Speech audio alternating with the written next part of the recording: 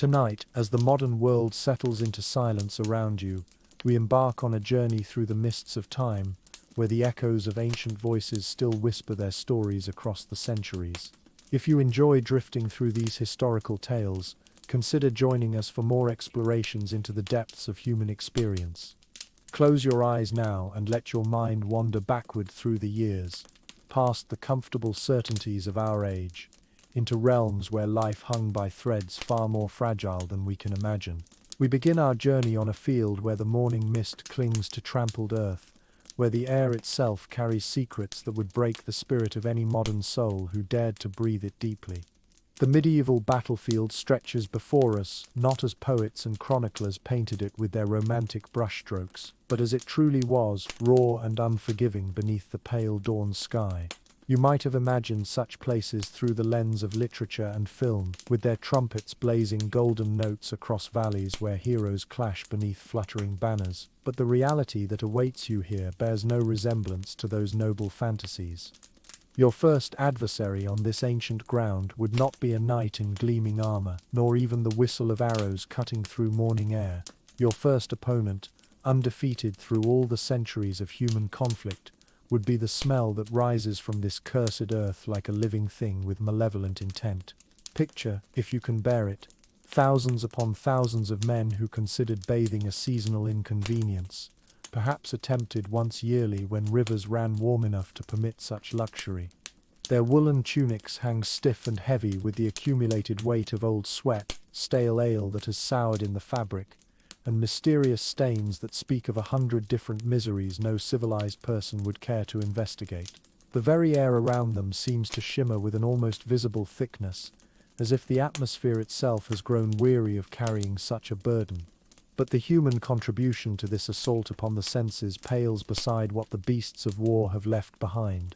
Horses, magnificent in their power, terrible in their digestive generosity, have transformed every patch of ground into a treacherous landscape of steaming evidence that even the most battle-hardened destrier must answer nature's call. Half a ton of hay-fed fury leaves its mark wherever it treads, and you find yourself wading through a world where every step threatens to trap your foot in something unspeakably warm and yielding. The temporary cities that spring up around medieval armies carry their own particular fragrances, wafting across the morning breeze like invisible banners of despair. Soldiers have been camping here for days, perhaps weeks, tossing their leftover meals onto the ground where they fester and rot beneath the sun. Kitchen scraps mingle with human waste disposed of wherever convenience dictates, creating a potpourri of putrefaction that would challenge the strongest constitution. This is no field of honor, despite what the songs might claim, but rather a vast outdoor repository of everything the human body can produce and discard. The morning mist that should carry the clean scent of dew-touched grass instead bears an atmospheric cocktail that assaults every sense simultaneously, a medieval cocktail of everything you never wished to taste, distilled through the humid air until breathing becomes an act of unwilling consumption. The veterans who have survived previous campaigns move through this miasma with the resigned acceptance of men who have learned to separate their breathing from their thinking. They sharpen their spears with casual indifference while you, the unfortunate newcomer, find yourself doubled over in involuntary revolt, your body staging its own rebellion against the very air you must breathe to survive. These hardened warriors cast knowing glances in your direction, their expressions carrying the weight of shared experience and sardonic amusement. Their eyes speak a language older than words, conveying the unspoken truth that you have already embarrassed yourself before a single weapon has been drawn, before the first horn has sounded its harsh call to battle. Your stomach churns and rebels as you struggle to maintain some semblance of dignity, but dignity becomes a luxury you cannot afford when every breath brings fresh waves of olfactory assault. You had planned to stand tall and proud, to cut a heroic figure against the morning sky, but instead you find yourself gasping and retching like a tavern patron who has discovered too late that the ale has turned. Modern people, blessed with their soap and deodorant, their garbage trucks and sewage systems, cannot truly comprehend the full weight of this sensory siege. You might have survived a crowded underground train on the hottest summer day, might have endured a weekend festival without the comfort of regular bathing, but those experiences pale to insignificance when multiplied by 10,000 and seasoned with livestock contributions and weeks of accumulated camp waste. The very air seems to have substance thick enough to chew if you were desperate enough to try such a thing, heavy enough to feel as it settles into your lungs like an unwelcome guest taking permanent residence. This is your battlefield introduction, not steel or arrows or the thunder of charging cavalry, but simply the atmosphere itself, weaponized by human negligence and medieval sanitation practices. There is no wind here to provide relief, no fresh breeze to cleanse the air of its accumulated burdens. Only this wall of concentrated misery, thick enough to seem almost solid, dense enough to bottle and preserve for posterity as a reminder of what warfare really smells like when stripped of its romantic pretensions. Before any blood has been spilled, before any battle cry has echoed across the field, you have already been defeated by medieval hygiene, conquered by the very air you must breathe to live. Even as you struggle with this invisible enemy, another challenge awaits, one that will test not just your resolve but your ability to move at all. You had dreamed of armor, perhaps, imagining yourself resplendent in polished steel that catches the morning light and transforms you into something magnificent. You pictured yourself striding across the battlefield like some legendary hero, sunlight dancing off your gleaming protection while lesser mortals gazed in admiration at your martial splendor. The reality of medieval armor bears no resemblance to such fantasies, for what you have strapped to your body is not a symbol of heroic destiny, but rather a personal sauna crafted from metal, a portable prison that you cannot escape once the fighting begins. A full suit of mail and plate can weigh between 50 and 70 pounds, and this crushing burden does not distribute itself evenly across your modern frame like a well-designed backpack might. Instead, every piece pulls and drags at your body in its own particular way, the weight settling into your shoulders and hips until each step forward feels like an exercise in futility. You discover quickly that walking in armor is less like striding boldly into battle and more like waddling across uncertain ground while wearing a shell of metal that seems determined to drag you down into the earth itself. Your arms, which you had hoped would swing your sword with graceful precision, begin to shake like overworked muscles after just one practice swing. The weight of the weapon combined with the restriction of your metal casing turns every movement into a monumental effort, every gesture into a test of endurance that you are failing with embarrassing speed. Inside your helmet, conditions deteriorate rapidly from uncomfortable to unbearable. This is not the heroic headgear of legend, but rather a suffocating metal chamber that traps your breath until the air inside grows stale and warm. Each exhalation fogs the narrow vision slits until you can barely see the ground beneath your feet, while each inhalation brings you nothing but the recycled breath you expelled moments before, now heated to body temperature and flavored with the growing panic that threatens to overwhelm your resolve. The padding that should provide comfort between your skin and the metal becomes instead a sponge that absorbs every drop of sweat your body produces, growing heavier and more uncomfortable with each passing moment. What began as soft protection transforms into a sodden mass that clings to your skin like a damp embrace. You cannot escape while the metal exterior continues its relentless heating under the morning sun. If you manage to maintain your balance long enough to engage in actual combat, you discover that every step on the uneven ground threatens to become your last. Medieval battlefields are not the firm, level surfaces that movie sets provide, but treacherous landscapes of churned mud, scattered stones and hidden obstacles that wait to catch an armored foot and send its owner tumbling helplessly to the ground. When you fall, and fall you certainly will, there is no graceful recovery, no smooth return to your feet like the heroes of romance perform with such ease. Instead, you flail helplessly on the ground, arms and legs clanking against each other like dropped kitchen implements, while the battle continues around you with complete indifference to your plight. At best, a charitable companion might pause long enough to help drag you upright, rolling his eyes at your incompetence while muttering prayers for his own survival. At worst, you remain where you fell until someone decides that your armor might serve them better than it serves you, at which point your participation in the battle ends with the kind of efficiency that medieval pragmatism demanded. The steel that you thought would make you invincible instead makes you a target a slow-moving repository of valuable metal just waiting for someone with the skill and opportunity to claim it. Knights trained from childhood for this ordeal, their bodies conditioned through years of gradual conditioning to bear the weight and heat and restriction that would crush a modern person within minutes. You, however, have prepared for this moment by navigating grocery stores and occasionally climbing stairs, activities that bear no resemblance whatsoever to the demands of armored combat. After mere minutes encased in your metal shell, you find yourself praying not for victory but for relief, not for glory but for a cool breeze and perhaps a chair where you might rest while someone helps you escape from your steel prison. The armor that was meant to protect you has instead become your greatest enemy, more likely to cause your downfall than any weapon your opponents might wield against you. Far from the invincible hero of your imagination, you have become something closer to a medieval baked potato, slowly cooking inside your metal wrapping, while the battle rages on around you with casual indifference to your overheated suffering. The romance of warfare evaporates under the brutal reality of carrying 50 pounds of metal through combat while breathing recycled air and swimming in your own perspiration. Even as you struggle with the basic challenge of remaining upright and mobile, another threat materializes from the distance, one that requires no courage to face you directly, no honor to look you in the eye before ending your brief military career. Medieval archers were the distant cousins of modern customer service representatives, impersonal, efficient, and utterly committed to ruining your day without ever bothering to learn your name or understand your personal circumstances. These long-range specialists had no need to see your face or hear your voice, no requirement to engage in the kind of individual combat that poets celebrate in their verses. All they needed was to aim in the general direction of the large, convenient target that your army represented, then allow gravity and mathematics to complete their work with methodical precision. The arrows that would find you carry no warning whistle, no cinematic announcement of their approach.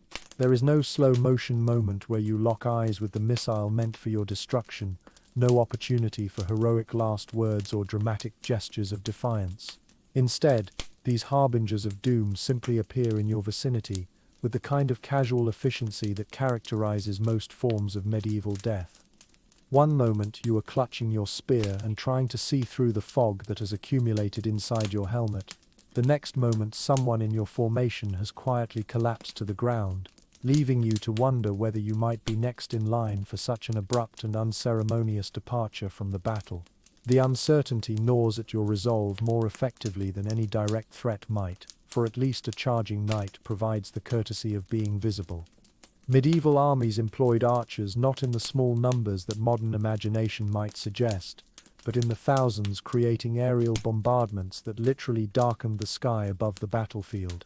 The English longbowmen at Agincourt released such quantities of arrows that contemporary accounts describe the sun itself disappearing behind clouds of wooden shafts tipped with iron points, each one seeking its own particular target among the masses below. Standing shoulder to shoulder with your nervous companions, you crane your neck upward to witness this meteorological anomaly, this weather system composed entirely of sharp objects designed specifically to penetrate whatever protection you might be wearing. The sight is both magnificent and terrifying, a reminder that human ingenuity has found ways to turn even the sky itself into a weapon. Your armor, which has already proven itself more burden than blessing, offers only limited protection against projectiles specifically designed to defeat such defenses. Medieval arrowheads were crafted with the express purpose of slipping through chainmail, splintering wooden shields, and transforming padded jackets into elaborate pincushions that happen to contain living human beings. If you have made the tactical error of arriving at this battle lightly equipped, perhaps relying on speed and agility rather than heavy protection, you have essentially volunteered to serve as target practice for men who have spent years perfecting their accuracy on straw dummies and deer. Your mobility advantage evaporates the moment those arrows begin their descent, for there is nowhere to run when death falls from above like a metallic hailstorm. Even if fortune smiles upon you and the arrows find other targets, the psychological impact of watching your comrades fall around you in the opening minutes of battle can shatter courage more effectively than any direct assault. Each man who drops represents a reminder of your own mortality, a preview of the fate that statistics suggest awaits you before this day reaches its bloody conclusion. The only defense available is to raise your shield overhead and hope, which sounds reasonable until you discover that holding several pounds of wood and metal above your head for more than a few minutes transforms your arm into a quivering mass of overworked muscle. Soon the shield begins to slip and waver, forcing you to peek upward at precisely the wrong moment, praying desperately that the next volley will delay its arrival until you can lower your arm for a brief rest. This is how medieval battles often began, not with the noble clash of sword against sword that romance demands, but with impersonal death delivered from a distance by men who never learned your name and never needed to see your face. The arrows that seek you carry no malice, no personal animosity, just the simple mechanical efficiency of weapons doing what weapons were designed to do. Before the famous melee combat even begins, before cavalry charges thunder across the field, before the individual heroics that chroniclers love to celebrate, there is this preliminary massacre delivered from long range by specialists who treat warfare like a craft requiring patience, skill, and complete emotional detachment. You stand in the target zone, watching death approach from above, and realize that your workout routine never prepared you for this particular challenge. While you struggle to maintain your shield arm and peer anxiously at the sky for signs of the next volley, another form of death approaches across the churned earth, and this one thunders toward you with the kind of spectacular obviousness that gives you time to contemplate your fate in exquisite detail. Medieval cavalry was not composed of gentle riding horses suitable for countryside tours and romantic afternoons, but rather of specially bred destriers, biological battering rams bred for size, strength, and an apparent eagerness to trample anything that stood in their path. These were not the friendly stable ponies of peaceful times, content to nibble sugar cubes from outstretched palms and carry children safely around riding rings. War horses were muscular engines of destruction, some weighing more than 1,200 pounds, trained from birth to charge directly into groups of armed men without hesitation or mercy. When such a creature builds momentum and bears down upon your position at 30 miles per hour, you begin to understand that your role in this encounter is less warrior than speed bump. The sound alone announces doom from a considerable distance, giving you ample time to consider your limited options, while dozens or hundreds of hooves create an earthquake that you can feel through the soles of your feet.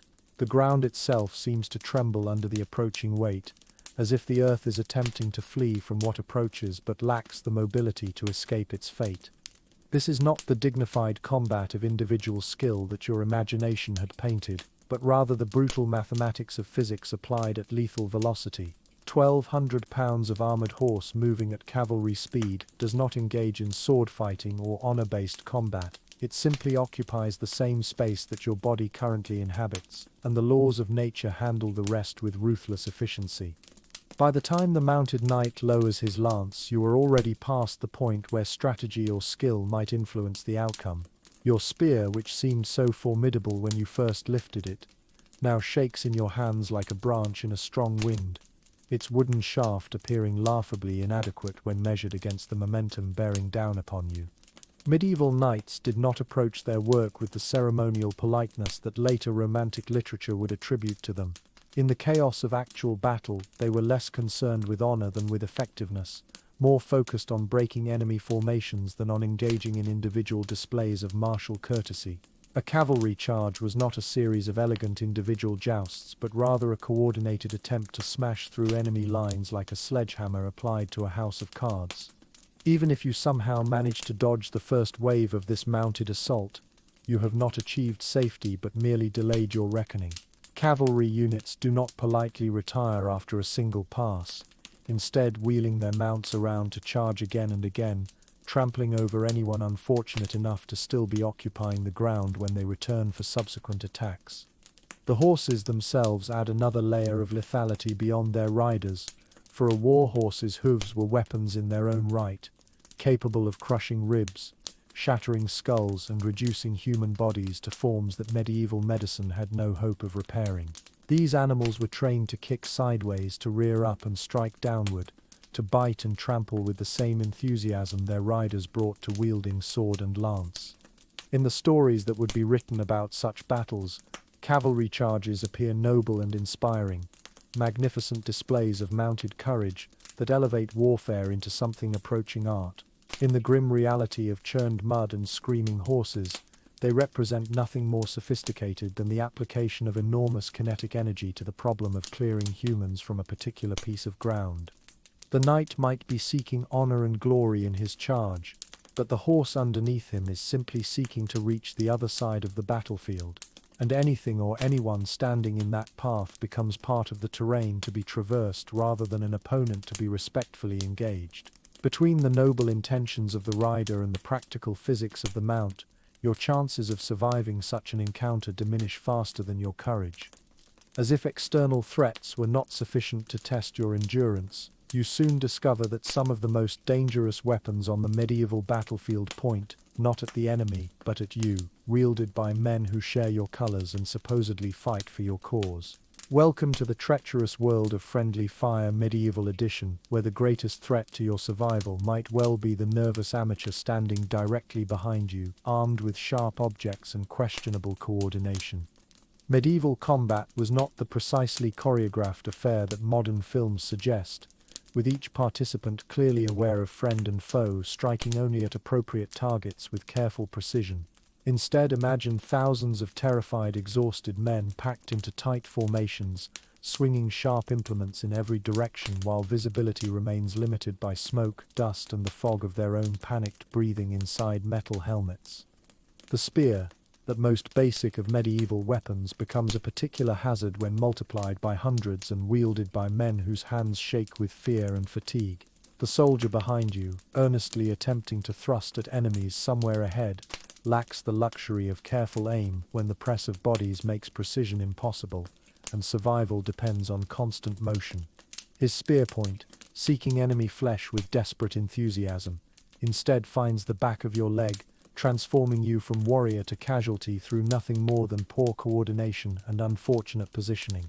You have become a human shish kebab before the real fighting has even begun, skewered by your own side's enthusiasm rather than enemy skill.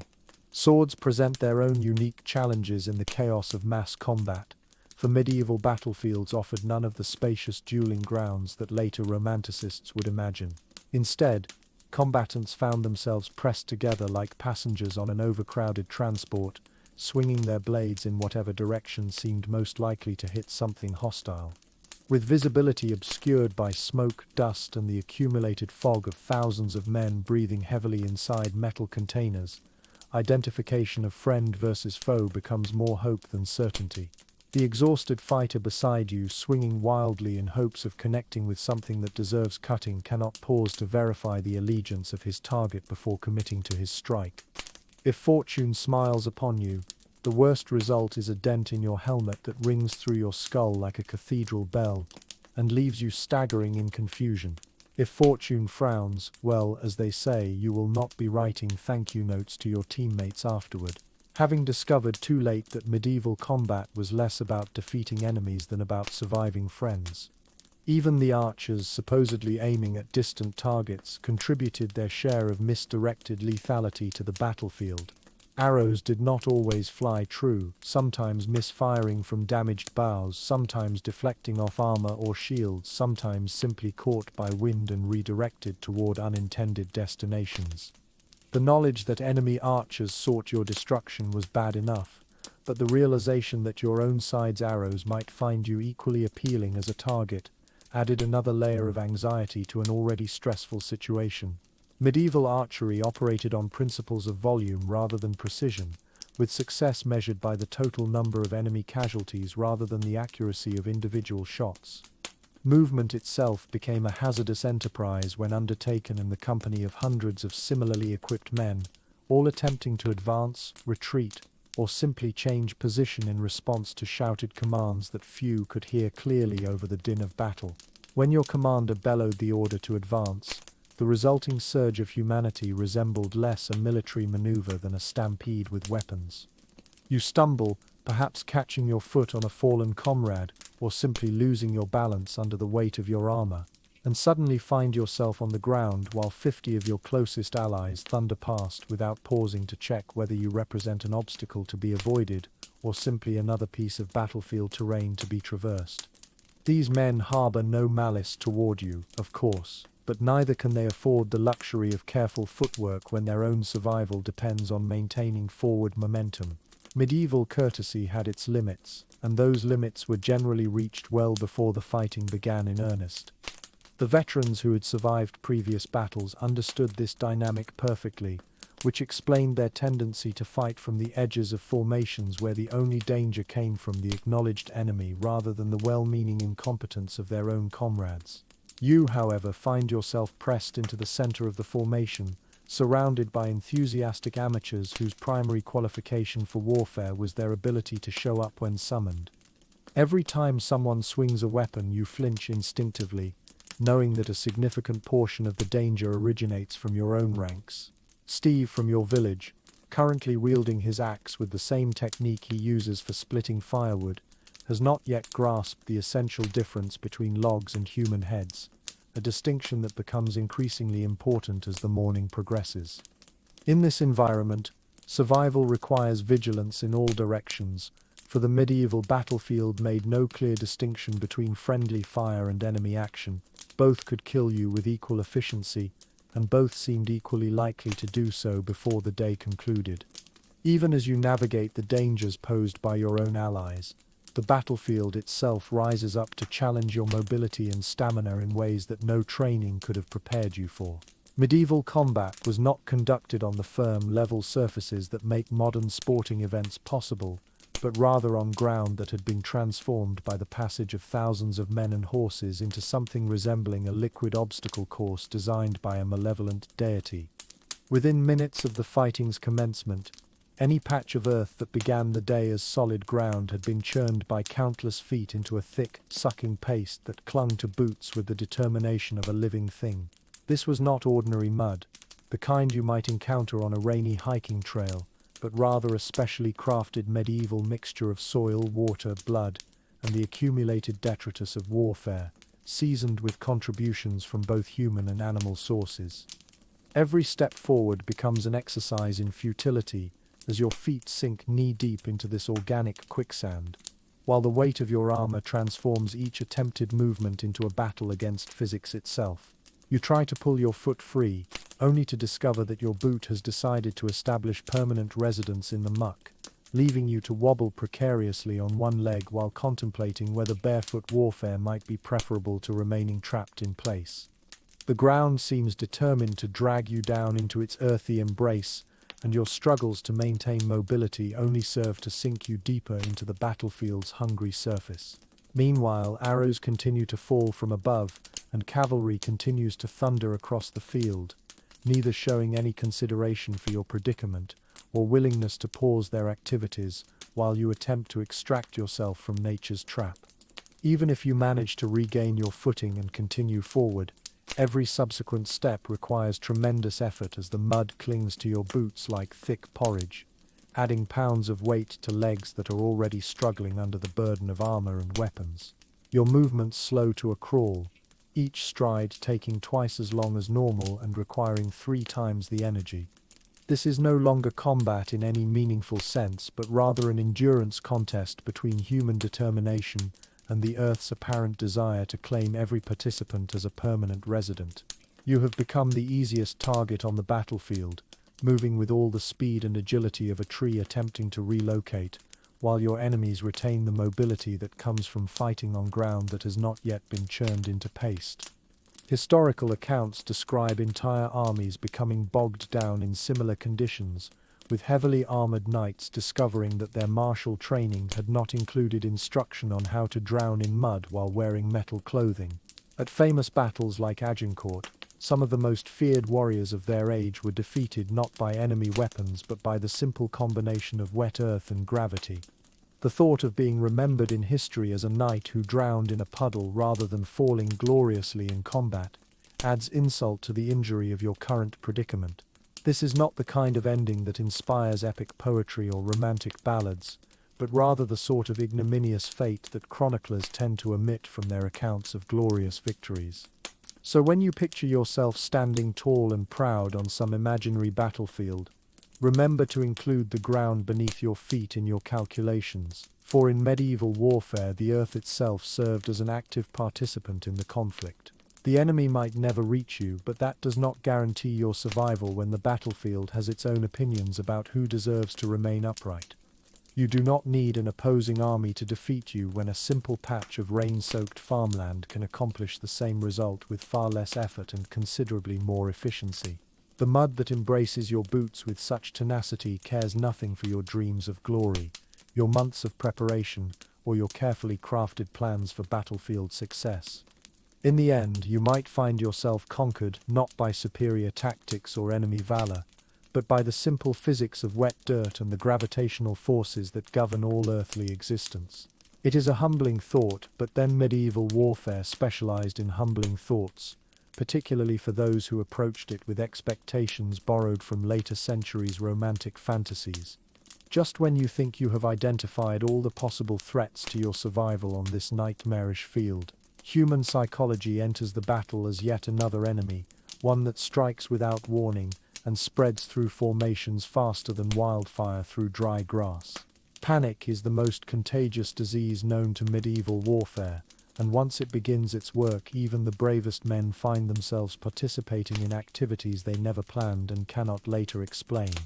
It begins subtly, perhaps with nothing more than a single soldier glancing nervously over his shoulder and noticing that the formation behind him looks less like a disciplined military unit and more like a costume party where everyone has armed themselves with sharp objects. He mutters something to his neighbor, takes one small step backward, and suddenly the entire structure of military discipline begins to unravel like a poorly knitted sweater. Within moments, 3 more men are walking briskly toward the rear, their departure triggering a chain reaction as others notice the movement and begin to question whether they have missed some crucial piece of information about the day's tactical plans. Before anyone can restore order, the entire line dissolves into what military historians politely call a strategic withdrawal, but what contemporary observers would recognize as a full-scale stampede. You want desperately to be brave, to stand your ground like the heroes of legend, to provide an example of steadfast courage that might inspire others to rally and restore the integrity of your formation. Unfortunately, bravery becomes significantly less appealing when 50 of your companions are sprinting in the opposite direction while shouting warnings about various approaching disasters. Human instinct, refined by millions of years of evolution, does not pause to evaluate the tactical situation when confronted with the sight of large numbers of people fleeing in obvious terror.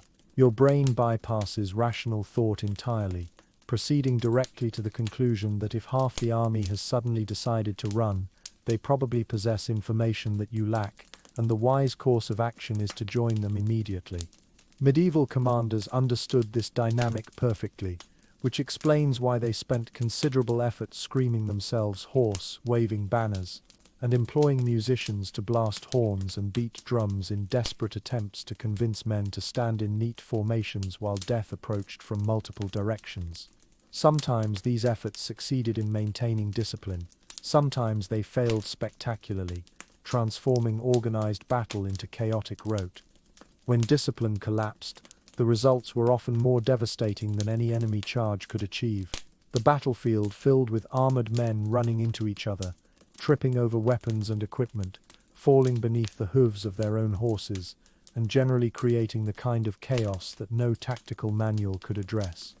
You find yourself swept up in this tide of human panic, your spear forgotten on the ground, your carefully rehearsed battle plans evaporating like morning mist, as your legs carry you away from danger with a speed that your conscious mind could never have achieved. Later, when recounting the day's events, you will describe your actions as a tactical repositioning designed to establish a more defensible position, but in the moment you know you are simply running because everyone else is running. The mathematics of mass psychology work against individual heroism in such situations, for panic spreads geometrically rather than arithmetically. One frightened soldier creates 2 nervous ones, who inspire 4 worried ones, who generate 8 concerned ones, and so forth until an entire army finds itself participating in an unplanned marathon with weapons. Medieval panic was not merely embarrassing but actively dangerous. As soldiers crushed each other in the rush to escape, supply wagons overturned and blocked retreat routes, and men were trampled by their own comrades who could not stop their forward momentum quickly enough to avoid collision. You could survive arrows, lances, and enemy swords only to be flattened by your best friend because he could not handle the psychological pressure of medieval combat.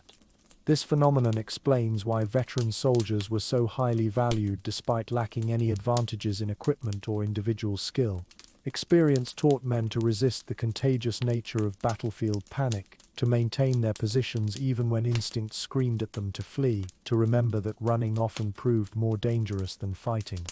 For you, however, standing in your first real battle with sweat already fogging your helmet and mud already claiming your boots, the sight of mass retreat triggers responses that no amount of preparation could overcome. Panic spreads faster than plague through medieval armies, and like plague, it rarely ended well for anyone involved in its transmission. In the midst of all this chaos, another form of suffering assaults your senses with relentless persistence, threatening to break your concentration and shatter your resolve more effectively than any weapon. The noise of medieval battle was not the orchestrated soundtrack that modern imagination might supply, with stirring musical themes and carefully timed sound effects, but rather a cacophony of human misery amplified to levels that overwhelm the mind's ability to process information. The first assault on your hearing comes from the shouting as thousands of men attempt to communicate over the din of combat through nothing more than lung power and desperate determination. War cries mingle with tactical commands, curses blend with prayers, and the occasional inquiry about missing equipment adds surreal notes to the symphony of violence. You strain to understand whether your commander is ordering an advance, a retreat, or suggesting that everyone return home to tend their gardens. But the words dissolve into meaningless noise long before they reach your ears. The acoustic environment provides no clarity, only volume, as if someone has decided that warfare might be improved by conducting it inside the resonating chamber of a giant bell. Layered underneath the human voices comes the mechanical percussion of metal striking metal, a sound that bears no resemblance to the noble ringing that poets associate with blade meeting blade. Instead, steel on steel produces a harsh scraping screech that penetrates your helmet and seems to vibrate directly through your bones, leaving your teeth aching and your skull ringing like a cathedral bell struck by an enthusiastic but untalented ringer. Every impact between weapons sends shockwaves through your body, the sound transmitted through your armor, until you feel as though you have spent the afternoon with your head trapped inside a blacksmith's workshop during the busiest day of the year. The accumulated noise rattles your thoughts until you can no longer distinguish between the sound of combat and the pounding of your own heart amplified by fear and exhaustion. Then there are the horses, whose contribution to the battlefield symphony defies all expectations of noble silence. War horses do not whinny politely like their stable-bound cousins, but rather produce sounds that seem designed to announce the end of the world to anyone within hearing range. A destrier screaming at full gallop creates a noise that cuts through every other sound on the field, a primal shriek that reminds you exactly how small and fragile you are in comparison to 1,200 pounds of armored fury. The human element adds its own particular notes to this orchestra of misery, for people do not die quietly no matter what the romantic stories might suggest. They cry out in pain, call for their mothers, weep for their families, and generally produce the kind of sounds that no amount of training can prepare you to hear without flinching. These voices cut through the other noise with terrible clarity, reminding you that the battlefield is not populated by game pieces or abstract enemies, but by living human beings who experience fear and pain with the same intensity that you do. The knowledge that you might soon add your own voice to this chorus of suffering does nothing to improve your concentration or steady your trembling hands. The cumulative effect overwhelms your ability to think clearly or respond rationally to the tactical situation developing around you. Your brain, designed to process information at a reasonable pace in relatively quiet environments, simply shuts down when confronted with this level of acoustic assault. Any clever strategies you might have devised during quieter moments vanish under the weight of pure sensory overload, leaving you to swing wildly in hopes of hitting something appropriate while your conscious mind retreats to safer territory and waits for the noise to stop. You are not defeated by superior tactics or enemy skill, but rather by the simple fact that human beings were not designed to function effectively in environments where the sound itself becomes a weapon. Medieval battlefields provided no quiet corners where you might pause to collect your thoughts, no moments of silence where rational planning might occur. Instead, they offered only this relentless assault on every sense simultaneously, grinding down mental resistance until survival became less about strategy than about endurance. When you finally stumble away from the chaos, assuming you survive at all, your ears continue ringing for hours or days afterward, a permanent souvenir of your brief encounter with medieval warfare's acoustic environment. Among all the romantic fantasies that surround medieval combat, few are more persistent or more misleading than the image of the noble swordsman, cutting through enemy ranks with graceful precision while his blade gleams in the sunlight. If you arrived at this battlefield carrying such expectations, along with what you imagined was the perfect weapon for achieving glory, you have made perhaps the most expensive mistake of your brief military career. Swords, despite their prominent place in literature and legend, were the most overrated weapons on the medieval battlefield, combining high cost with limited practical value in a way that would have made perfect sense to any marketing expert familiar with the concept of style over substance. Unless you happened to be born into nobility or had acquired an unusually generous employer, the chances of your actually owning such a weapon were roughly equivalent to a modern minimum wage worker driving a luxury sports car. Most soldiers arrived at battles equipped with spears, axes, or in cases where military budgets had been particularly constrained, sharpened sticks that optimistic commanders described as tactical implements. This meant that while you had been dreaming of yourself as the dashing hero with the gleaming blade, you were far more likely to find yourself poking nervously at enemies from 10 feet away, hoping that superior reach might compensate for inferior romance. Even if you had managed to acquire an actual sword either through unusual financial success or questionably legal means, you would quickly discover that its practical value fell far short of its symbolic importance. Spears dominated medieval battlefields precisely because they offered the tremendous advantage of keeping dangerous people at a considerable distance, preferably over there where they could not easily reciprocate any violence you might direct toward them.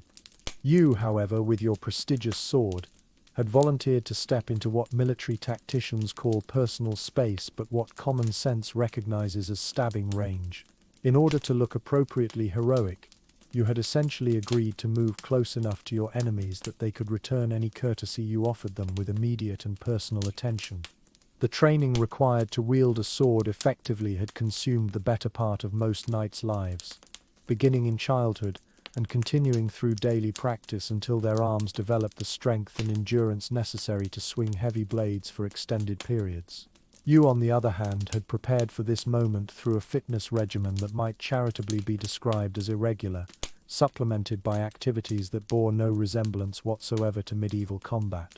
When you attempt to deliver what you imagine will be a devastating blow, the result more closely resembles a question than a statement, as your untrained muscles quickly remind you that sword fighting involves considerably more physical effort than previous observations of other people's sword fighting had suggested.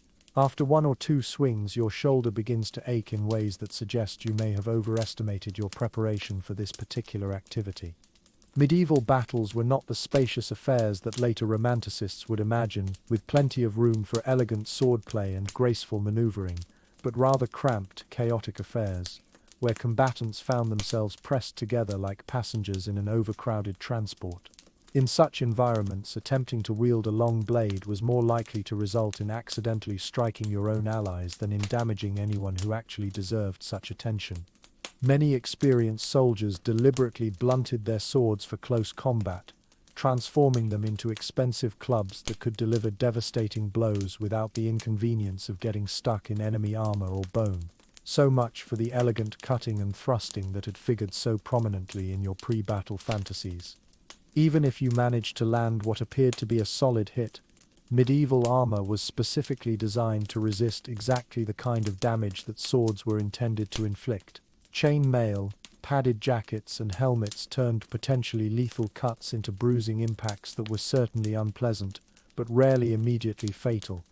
Your enemy might grunt in annoyance at your efforts before introducing you to his much more practical spear point, applied with the kind of professional competence that comes from choosing appropriate tools for specific tasks.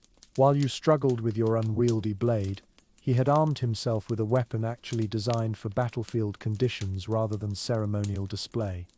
The cruel irony of medieval swordplay was that the weapons most celebrated in songs and stories were also the least practical for the grim realities of mass combat. Swords looked magnificent, mounted on walls, served admirably as symbols of status and authority, and provided excellent topics for conversation in peaceful times. On battlefields, however, they were expensive, cumbersome, and largely symbolic reminders that their owners had either received poor tactical advice or possessed more money than sense. If you had imagined yourself striding into glory with Excalibur gleaming in your hand, you were not channeling King Arthur so much as demonstrating that you had fundamentally misunderstood both medieval warfare and elementary economics. You were not a legendary hero, but simply a tired, confused individual holding a very expensive mistake while better equipped enemies approached with weapons actually designed for the work at hand. In the end, your sword might make an excellent conversation piece for whoever claimed it from your fallen form, but it would contribute little to your own survival or success on this unforgiving field. Let us imagine, for the sake of argument, that you have somehow managed to survive all the hazards we have described thus far. You have endured the assault on your senses, struggled through the mud, avoided being trampled by your own allies, and even managed to avoid purchasing an overpriced sword. For one brief, shining moment, you allow yourself to believe that you might actually survive this ordeal and return home with stories of your battlefield prowess. This is precisely when medieval warfare reveals its most patient and methodical killer, one that requires no weapons, employs no tactics, and defeats more soldiers than all the arrows and lances combined. Disease waits quietly in every corner of military life, as inevitable as sunrise and considerably more deadly than most of the enemies you might face in direct combat. The temporary cities that spring up around medieval armies provide ideal conditions for every form of illness known to human experience, plus several that seem to have been invented specifically for military campaigns. Thousands of soldiers crowd together in conditions that would challenge the patience of saints and the immune systems of gods, sharing everything from sleeping space to eating utensils to the various microscopic passengers that travel invisibly from person to person. Your meals, assuming you are fortunate enough to receive any, come from communal pots that have been cleaned according to standards that would not satisfy a modern health inspector, prepared by cooks whose understanding of food safety extends no further than making sure the ingredients are not obviously moving when served. The same spoons circulate among dozens of mouths, carrying with them samples of whatever ailments happen to be popular in camp that week. Clean water exists primarily as a theoretical concept, for any stream or well that serves an army quickly becomes contaminated with exactly the sort of contributions that large groups of humans and animals cannot help but make to their environment. If you choose to drink from natural sources, you are essentially sampling a cocktail mixed by everyone who passed that way before you, seasoned with runoff from areas where horses have been quartered and soldiers have been answering nature's calls. The alternative, consuming the lukewarm ale that serves as the army's primary beverage, offers its own unique challenges to your digestive system. This is not the carefully crafted brew of a skilled tavern keeper, but rather a crude fermentation designed more for preservation than pleasure, stored in barrels that have acquired their own distinctive ecosystem of flavors and textures.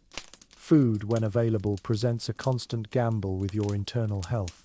You might consider yourself a hardy individual, capable of consuming questionable restaurant meals and surviving convenience store cuisine, but medieval army rations will test the limits of your digestive diplomacy. Hard bread populated by weevils that have established permanent residence provides the foundation of your diet, supplemented by meat of uncertain age and provenance that carries aromas suggesting it may have died of natural causes some time ago. That scratch on your hand, acquired while adjusting your armor or handling weapons, represents an invitation for infection to establish itself in your body. In a modern environment, such minor injuries barely merit a bandage and heal without incident. In medieval conditions, any break in the skin becomes a potential gateway for bacteria that view your body as prime real estate waiting to be colonized. Within days, that trivial cut begins to swell and redden, developing the kind of angry inflammation that suggests your immune system has encountered opponents it cannot easily defeat. Fever follows, along with weakness that makes holding weapons an increasingly theoretical exercise, while the camp's medical expert suggests treatments that range from prayer to amputation, sometimes recommending both as complementary approaches to healing. The major diseases of medieval warfare read like a catalogue of human misery, each more efficient than swords at removing soldiers from active duty. Dysentery alone could eliminate more fighters than enemy action ever managed, transforming proud warriors into pale, dehydrated shadows of their former selves who spent more time sprinting toward bushes than engaging in combat. Typhus spread through crowded camps like wildfire through dry grass, while plague, when it made its unwelcome appearance, could end military campaigns more decisively than any tactical defeat. These invisible enemies showed no respect for rank, equipment, or individual courage, claiming peasants and knights with equal enthusiasm. The cruelest aspect of medieval military disease was its democratic nature, for the finest armor in the world provided no protection against contaminated water or infected fleas. You might survive every visible threat on the battlefield, only to spend your final days curled in agony in some anonymous tent, wondering if a quick death by sword might have been preferable to this slow dissolution of health and hope. Even if you managed to avoid the major killers, minor ailments accumulated like small taxes on your strength and stamina, each one reducing your effectiveness until combat became less about skill than about remaining upright long enough to swing a weapon. Medieval armies were as much hospitals as fighting forces, filled with men struggling against enemies they could not see, armed with weapons they could not wield. In this environment, germs were the undefeated champions of medieval warfare, and you were always fighting on their side, contributing to their success through every breath you took, every meal you consumed, and every drop of water you swallowed. While human enemies might show mercy or grow tired of fighting, diseases worked with the tireless efficiency of natural forces, patient as erosion, and just as inevitable in their effects. As if the assault of disease were not sufficient to test your endurance, the natural world itself seemed determined to participate in your destruction through the simple but effective strategy of making every day a trial of physical endurance that would challenge the resilience of desert nomads and Arctic explorers simultaneously. Medieval weather did not cooperate with human military ambitions, instead treating every campaign as an opportunity to demonstrate the vast indifference of natural forces to human comfort. During daylight hours, particularly in the warmer months, your multiple layers of padding, mail, and plate transformed you into a walking oven that would have impressed the bakers responsible for feeding the army. Within minutes of dawn, you found yourself sweating inside your metal shell like a lobster being prepared for dinner, with no opportunity to remove your protection or seek relief from the relentless accumulation of heat. Your helmet became a personal sauna that trapped every breath you exhaled until the air inside grew thick and stale, while sweat poured down your face and into your eyes, effectively blinding you at precisely the moments when clear vision mattered most. You could not wipe your brow, for your hands were occupied with weapons, nor could you remove your headgear, for arrows and other projectiles showed no concern for your comfort. The sun beat down on your metal clothing with the focused intensity of a magnifying glass applied to an ant, heating the steel until it became almost too hot to touch, while the padding underneath absorbed moisture like a sponge designed to hold as much liquid as possible in direct contact with your skin. What had begun as protective equipment transformed into an instrument of torture that you could not remove without exposing yourself to more immediate forms of death. Heat exhaustion arrived with the inevitability of sunrise, bringing with it dizziness, nausea, and weakness that made wielding weapons an increasingly theoretical exercise. You were not collapsing heroically after some noble duel, but rather slumping like an overheated tourist who had made poor wardrobe choices for a summer festival. Except instead of seeking shade and cool drinks, you faced the prospect of arrows and cavalry charges. As evening approached and the sun finally began to set, you might have expected relief from this thermal torment, But medieval weather specialized in cruel reversals that caught unprepared soldiers in transitions from one form of misery to another. The same sun that had baked you all day vanished behind clouds or horizon, taking with it every trace of warmth and leaving you shivering in damp clothing that retained none of the heat you would have gladly shed hours earlier. Your sweat-soaked padding, which had tortured you with its wet embrace during the heat of battle, now became an icy compress wrapped around your torso, conducting cold directly to your skin with the same efficiency it had previously applied to trapping heat. The metal armor that had served as your personal oven during daylight transformed into a refrigeration unit that seemed designed to extract every calorie of warmth from your already suffering body. There were no heated tents waiting for you, no warm meals to restore your internal temperature, no dry clothing to replace the sodden rags that clung to your skin like a cold, damp shroud.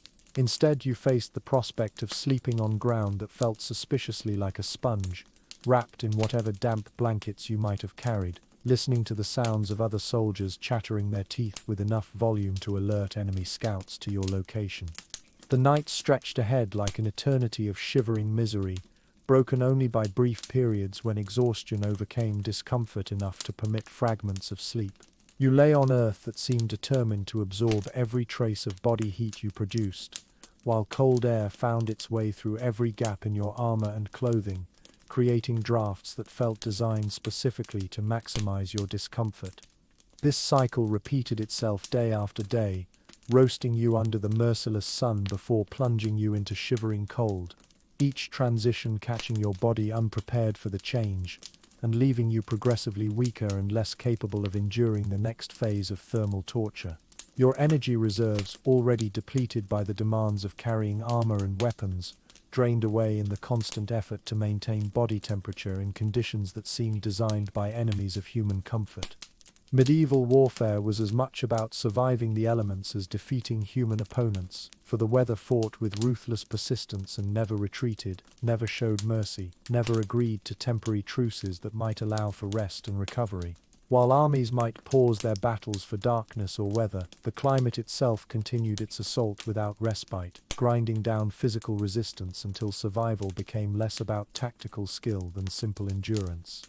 The movies never showed this aspect of medieval heroism, the unglamorous reality of suffering through temperature extremes while wrapped in metal clothing that amplified every discomfort the weather could devise. Knights were not tirelessly fighting under perfect conditions but rather struggling to remain conscious and mobile while nature applied every form of environmental pressure available to test their commitment to military service. You had imagined warfare as a contest between armies, but discovered instead that much of the battle was fought against the sky itself, which seemed to possess an unlimited arsenal of heat, cold, wind, and precipitation, all deployed with the timing and intensity necessary to ensure maximum human misery. In this contest you were always outnumbered and outgunned, facing an enemy that never tired, never retreated, and never accepted surrender. Even if you managed to survive the heat, the cold, the disease and the various human threats that populated medieval battlefields, one final challenge awaited that would test not your courage or skill, but your stomach's loyalty to the cause for which you had volunteered to fight. Medieval military cuisine represented perhaps the cruelest punishment inflicted upon soldiers, combining the worst aspects of prison food with the additional challenges posed by field conditions and supply limitations. The bread that formed the foundation of your diet bore only the most generous resemblance to anything a modern person would recognize as edible, having been baked weeks ago under conditions that prioritized preservation over palatability, then transported in wagons over roads that seemed designed to shake the life out of any food unlucky enough to be carried upon them. By the time this substance reached your hands, it had achieved the consistency of stone and the flavor of despair.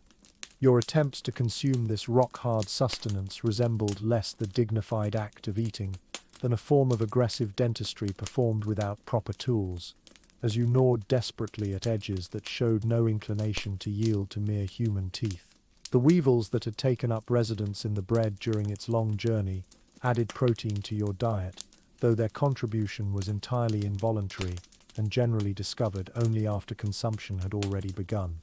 If fortune smiled upon you, you might soften this concrete-like substance in whatever ale was available, creating a porridge that tasted like regret mixed with disappointment and seasoned with the accumulated flavors of whatever had previously occupied the barrel used for storage.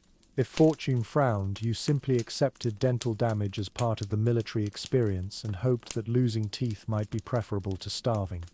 The meat portion of your rations, when available, challenged both your digestive system and your faith in the basic goodness of existence. Fresh meat was reserved for commanders and nobles, leaving common soldiers to subsist on salted pork that had been preserved using techniques designed more for longevity than flavor, packed so thoroughly with salt that it resembled a mineral sample more than anything that had once walked on four legs. This preserved protein carried aromas that suggested its original owner had died of natural causes in the distant past, then been subjected to preservation methods that seemed intended to punish it for the presumption of having been alive in the first place. Your choice was to consume this questionable substance and gamble with your digestive health, or to skip the meat course entirely and accept the weakness that comes from insufficient nutrition. Vegetables existed primarily as theoretical concepts in medieval military nutrition, mentioned in the same conversations that covered unicorns, honest tax collectors, and other mythical entities. The closest you might come to consuming plant matter was the grass you collapsed upon when your stomach finally rebelled against the accumulated insults you had forced it to process. Fresh fruit, if it appeared at all, had usually begun the fermentation process during transport, creating an accidental alcoholic beverage that combined the worst aspects of rotting vegetation with the unpredictable effects of improvised brewing. Consuming such substances was less nutrition than a form of primitive chemistry experiment performed using your digestive system as laboratory. Water, that most basic requirement for human survival, presented its own unique challenges in medieval military environments. Clean, fresh water was essentially a fairy tale told by optimistic commanders to boost morale, while the reality involved streams shared with horses, laundry operations, and soldiers answering nature's calls upstream from your drinking location. Your options were to consume this contaminated liquid and accept the inevitable consequences to your digestive health, or to rely entirely on the weak, warm ale that constituted the army's primary beverage. This was not the carefully crafted product of skilled brewers, but rather a crude fermentation designed to kill bacteria through alcohol content, while adding its own distinctive flavors that suggested the brewing process had been supervised by people whose understanding of the craft was theoretical at best. The cumulative effect of this nutritional regimen was to leave you constantly weak, frequently nauseous, and perpetually hungry, despite having technically consumed food on a regular basis. Instead of building strength for battle, your meals served primarily to remind you that survival itself was a luxury that could not be taken for granted. You found yourself envying the enemy, wondering if perhaps their supply situation might be superior to your own, and seriously considering whether defeat might be preferable if it came with better catering. Meanwhile, your commanders dined on fresh bread, roasted meat, and actual wine under silk pavilions, apparently inhabiting a completely different war than the one you were experiencing. Forget any visions of hearty pre-battle feasts designed to fuel heroic deeds, for your rations barely qualified as food in any meaningful sense of the word. They were instead a daily reminder that medieval warfare was designed to test human endurance in ways that went far beyond mere combat, challenging every aspect of physical existence until survival became a victory greater than any tactical success. Your meals were not nourishment, but punishment, not fuel for greatness, but reminders that even the most basic human needs became luxuries in military environments. By the time you faced actual combat, you were already weakened by a nutritional assault that had been systematically undermining your strength since the campaign began. In the end, you might find yourself conquered, not by superior enemy tactics, but by the simple fact that your own supply train had waged a more effective war against your health and morale than any opposing army could have managed through conventional military means. Imagine, against all odds and contrary to every prediction that common sense might offer, that you have somehow managed to navigate all the hazards we have described. You have survived the initial shock of medieval hygiene, struggled through the weight and heat of armor, dodged the arrows that darkened the sky, avoided being trampled by horses or stabbed by your own allies, and even managed to endure the assault of disease, weather, and military cuisine. For one brief, glorious moment, you dare to believe that you might actually live through this experience and return home with tales of your improbable survival. This is precisely when fate reveals its final cruelest joke, for even if the battlefield fails to claim you directly, your ultimate fate might be far worse than a quick death in honest combat. When the tide of battle turns against your side, when formations collapse and retreat becomes rote, when the carefully planned strategies dissolve into chaotic flight, you face a choice between running and surrendering, neither of which offers the dignified conclusion you might have hoped for when you first donned your armor and picked up your weapons. If you choose surrender, dropping your weapon and raising your hands in the universal gesture of defeat, you are making a tremendous gamble with stakes you cannot fully comprehend.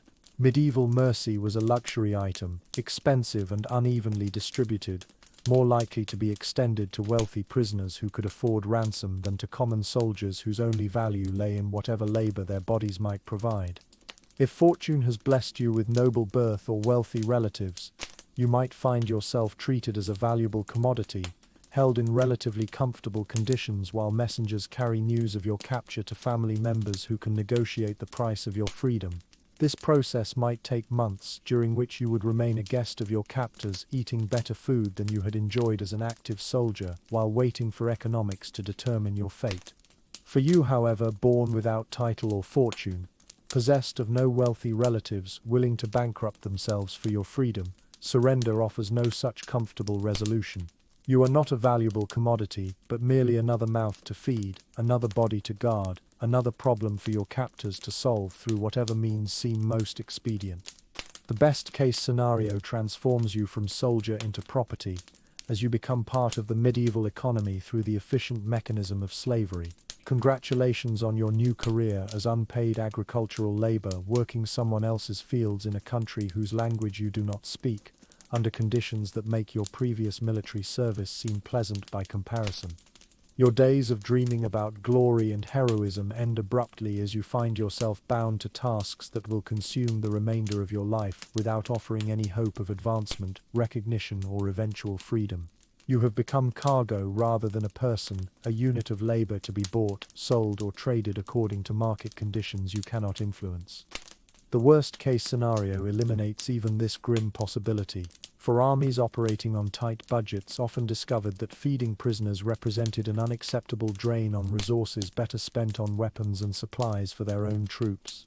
Medieval military accounting was ruthlessly practical, and if maintaining captives cost more than simply eliminating them, the mathematics of warfare provided clear guidance for decision-making.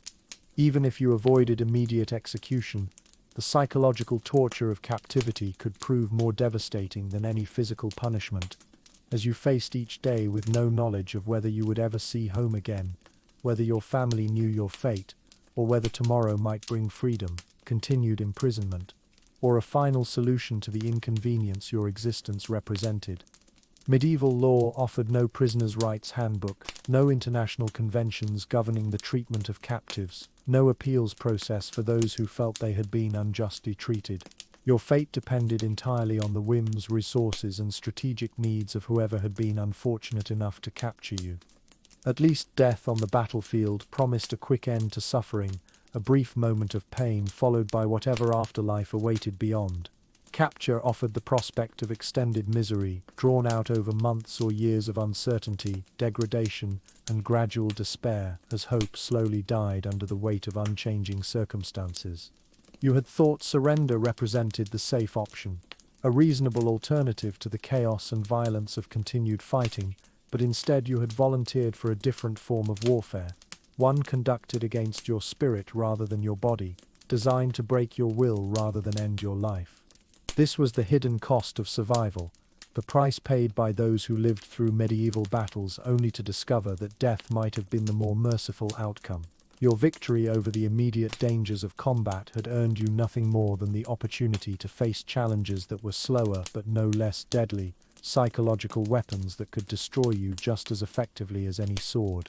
In the end, you found yourself longing not for glory or recognition, but simply for the dignity of having fallen cleanly in battle, sword in hand, rather than living to become a cautionary tale about the wisdom of choosing one's defeats carefully. Medieval warfare offered many paths to destruction, but precious few routes to anything resembling victory. Let us suppose, for the sake of completing this grim catalogue of possibilities, that you have somehow survived long enough to meet your end on this medieval battlefield. You might imagine that death, at least, would provide you with the dignity and recognition that life had so consistently denied, that your final moments would carry the weight of heroic sacrifice and noble purpose that would echo through the ages in songs and stories. This final fantasy proves as unrealistic as all the others, for medieval battlefields were not stages where individual heroism received appropriate recognition, but rather enormous, chaotic theatres, where thousands of anonymous players performed brief, unnoticed roles before exiting permanently into historical obscurity.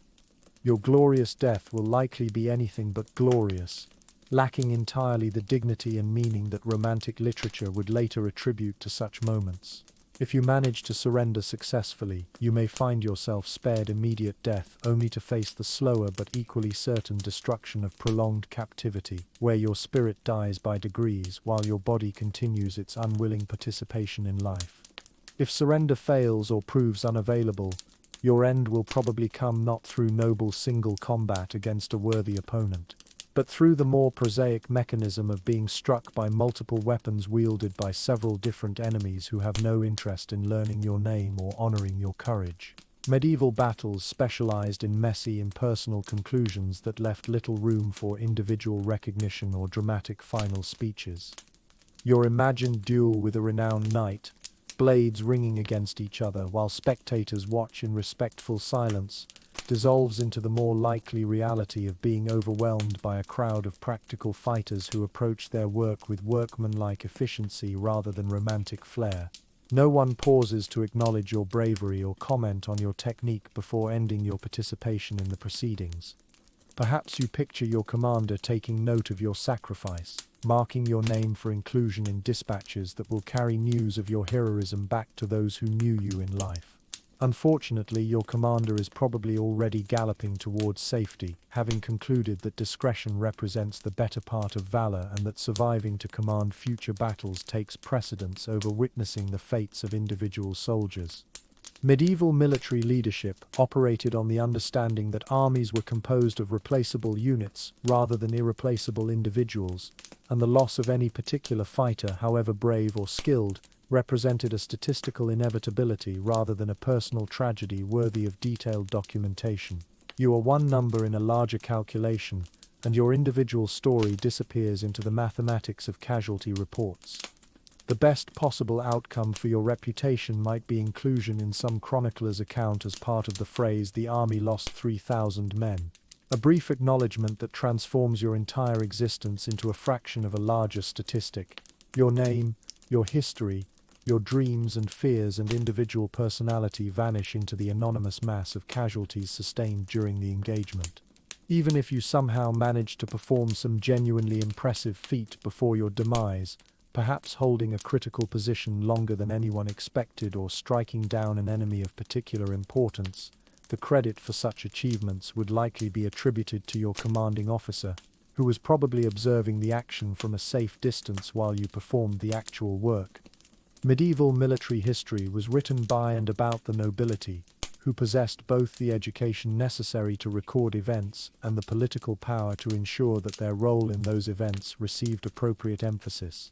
Common soldiers existed in these accounts primarily as background figures, mentioned only when their actions affected the fortunes of more important people. Back in your home village, your family might remember you fondly for a while, but even their recollections would gradually fade as the practical demands of survival shifted their attention to more immediate concerns. In a world where death was a frequent visitor and resources were too scarce to support elaborate memorial traditions, individual grief was necessarily brief and private. The songs and poems that celebrated medieval warfare focused entirely on kings, nobles, and the occasional outlaw, whose story contained sufficient drama to entertain audiences in taverns and great halls. Anonymous foot soldiers who simply showed up, fought bravely, and died without fanfare held no interest for storytellers whose audiences demanded larger-than-life characters and spectacular deeds. Your armor, if you possessed any worth taking, would be stripped from your body and redistributed to someone who might make better use of it, while your weapons would be absorbed into the victorious army's equipment pool. Even your material possessions would outlive your memory, serving new owners who would never know or care about your brief attempt at military glory. Your legacy would be silence, complete and final, your existence erased as thoroughly as if you had never drawn breath or harbored dreams of battlefield recognition. History would forget you before your body had finished cooling, moving on to record the deeds of people whose deaths were considered worthy of documentation. This was the ultimate truth about medieval warfare. More crushing than any physical defeat, it did not matter how courageously you fought, how long you survived, or how dramatically you met your end. Your story would vanish into the vast anonymity of the past, remembered by no one, recorded by no chronicler, celebrated in no song. You had dreamed of glory, and found instead the most complete obscurity possible, not even achieving the modest immortality of a carved name on a monument, or a brief mention in some military history. Medieval battlefields consumed both bodies and memories with equal efficiency, leaving behind nothing but silence where once had stood individuals who believed their struggles mattered to someone other than themselves. The field grows quiet now as our imagined battle reaches its inevitable conclusion, the morning mist beginning to lift and reveal the true cost of medieval warfare in all its unglamorous reality. The romantic visions of noble combat and heroic sacrifice dissolve like dreams at dawn, replaced by the harsh mathematics of violence applied to human bodies without regard for their hopes, fears, or individual stories. Yet perhaps in this honesty, this unflinching examination of warfare stripped of its literary decorations, we find something more valuable than the comfortable lies that popular culture offers. The men who died on medieval battlefields were not the mythical heroes of song and story, but ordinary people facing extraordinary circumstances with whatever courage and skill they could muster. Their struggles were real, their fears justified, their suffering genuine in ways that transcend the centuries separating their world from ours. They fought not because they were superhuman, but because they were entirely human, driven by the same mixtures of duty, desperation, and stubborn determination that characterize our species in every age. The smell that would have overwhelmed you, the weight of armor that would have crushed your modern body, the diseases that would have claimed you before any weapon could. These were not failures of character, but simply the conditions under which medieval people lived and died. Their world was harsher than ours in ways we can barely imagine, yet they endured it with the same fundamental humanity that we carry within ourselves. In acknowledging the reality of their experience, in refusing to romanticize their suffering or glorify their deaths, we honor them more truly than any epic poem could achieve. They deserve to be remembered not as plaster saints or mythical warriors, but as people who faced impossible circumstances and did their best with whatever resources they possessed. The mud that would have trapped your feet was the same earth that supported their crops and sustained their families. The weapons that would have ended your life were forged by craftsmen who took pride in their work and skill. The horses that would have trampled you were bred and trained by people who understood the partnership between human and animal that made civilization possible. Even the diseases that would have claimed you were part of a natural world that medieval people understood differently than we do, approached with remedies and rituals that represented centuries of accumulated wisdom about the relationship between human beings and the environment that sustained and threatened them simultaneously.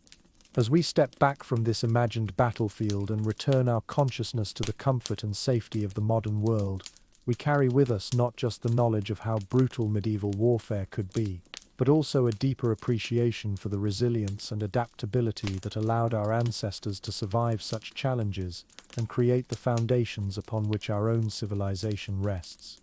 Their struggles, their failures, their small victories and large defeats all contributed to the long, slow development of human society.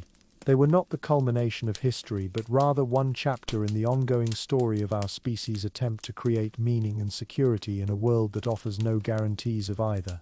The battlefield fades now into memory and imagination, but the lessons it offers remain. In every age, human beings have faced challenges that seemed insurmountable, enemies that appeared invincible, circumstances that demanded more courage and endurance than any individual should be expected to possess. Yet somehow, generation after generation, they have found ways to survive, to adapt, to continue the endless human project of building something better from the materials at hand. We are the inheritors of their struggles, the beneficiaries of their sacrifices, the continuation of their story. In understanding their world, we better understand our own, for the fundamental challenges of human existence remain constant even as the particular forms they take continue to evolve. The medieval battlefield was a place of genuine horror, but it was also a place where human beings discovered reserves of strength and determination they did not know they possessed. In facing the reality of what our ancestors endured, we honor both their memory and our own capacity for growth, adaptation and survival, in whatever circumstances the future might bring. And so we leave them there, in the morning mist of memory, not as heroes or villains but as people, complete and complex and utterly human, facing their world with whatever tools they had been given, and whatever wisdom they had managed to accumulate. Their story continues in us, as ours will continue in those who come after, each generation adding its own chapters to the endless book of human experience.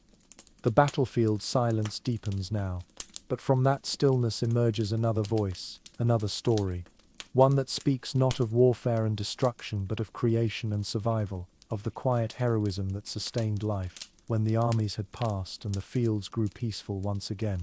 In the same soil that drank the blood of warriors, other seeds were planted, tended by hands that knew different kinds of courage. For most of medieval humanity, the battlefield was an aberration, a terrible interruption in the normal rhythm of existence that centered not around conquest and glory, but around the simple essential task of growing enough food to survive another season. While nobles fought their wars and chroniclers recorded their deeds, the vast majority of medieval people bent their backs to a different kind of struggle, one fought with hoes and seeds instead of swords and shields. The medieval peasant garden was a small world unto itself, usually no larger than what a single family could tend with their own hands, pressed close against the walls of their cottage like a green sanctuary in a landscape often dominated by the demands of lords and the uncertainties of weather. These tiny plots held no grandeur, no architectural ambition, no space for the ornamental excess that marked the gardens of the wealthy. Yet within their humble boundaries lay something far more precious than beauty, something that made the difference between life and death, when winter closed its grip around the countryside and survival became a contest between human ingenuity and natural indifference. Every square foot of soil in these modest gardens served a purpose, every plant fulfilled a function, every seed represented hope planted in earth that might or might not prove generous enough to sustain life. Here was a different kind of warfare, quieter but no less desperate, fought not against human enemies, but against hunger, disease, and the countless small disasters that could destroy a family's prospects as surely as any army. The weapons in this conflict were knowledge passed from mother to daughter, techniques refined through generations of trial and error, wisdom earned through years of watching plants grow and die and grow again. These gardens were tended primarily by women whose understanding of soil and season, plant and pest, remedy and harvest made them the unacknowledged architects of survival for their families and communities. While men worked the great fields that fed the Lord's table and filled the Lord's granaries, women cultivated the small spaces that meant the difference between health and sickness, between adequate nutrition and slow starvation.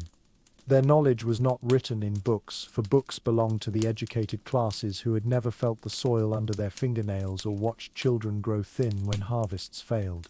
Instead, this wisdom lived in memory and gesture, in the subtle skills of hands that could judge soil moisture by touch, in eyes that could read the health of plants like written text, in minds that stored detailed catalogues of which herbs eased which ailments.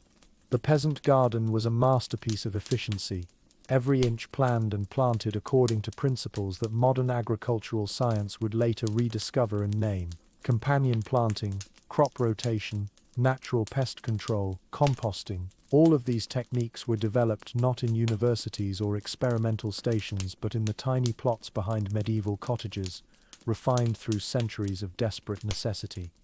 Onions shared space with carrots not because of scientific understanding of pest deterrence, but because generations of observation had shown that carrots grew better when onions were planted nearby, their sharp scent confusing the flies that would otherwise devastate the root crops.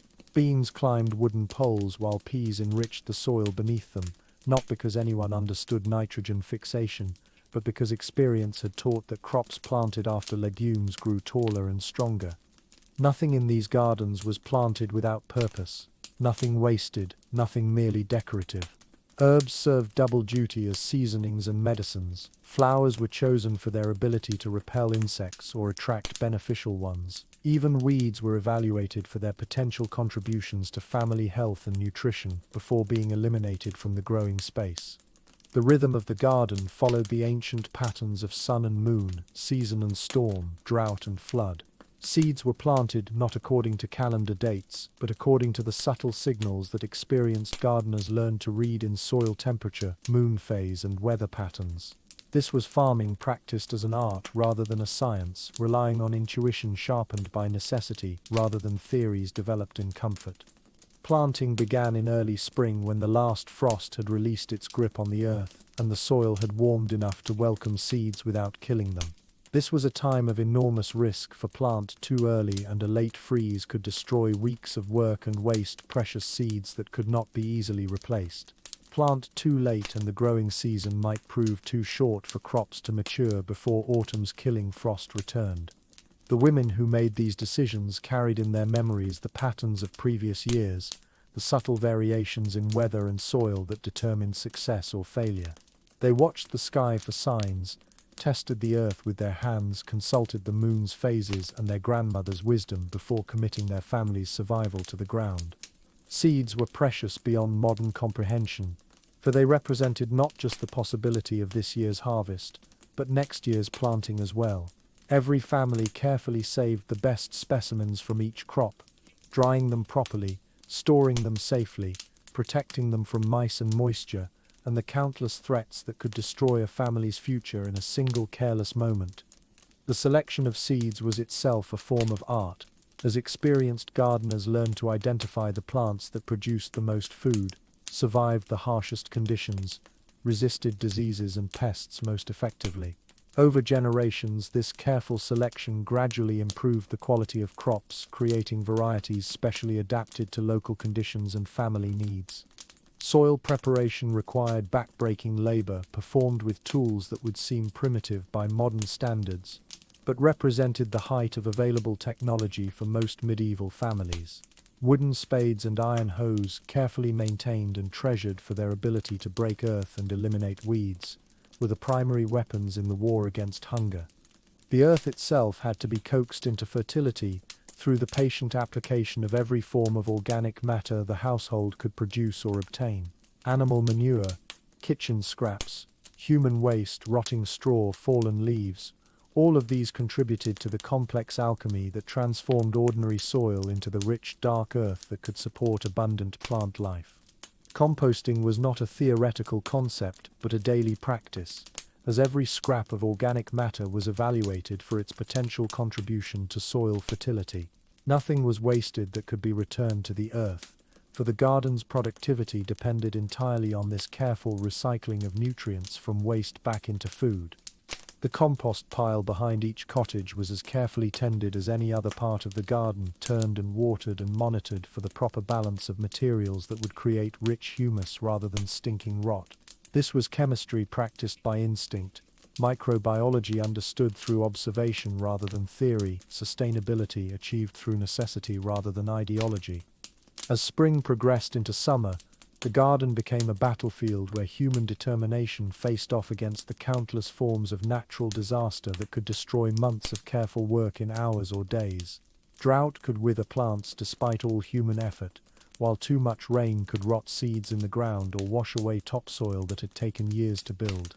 Pests arrived in waves throughout the growing season, each type requiring its own form of defense developed through generations of desperate innovation. Slugs had to be picked off plants by hand in the early morning when dew made them visible, while flying insects were fought with companion plants whose scents confused or repelled them.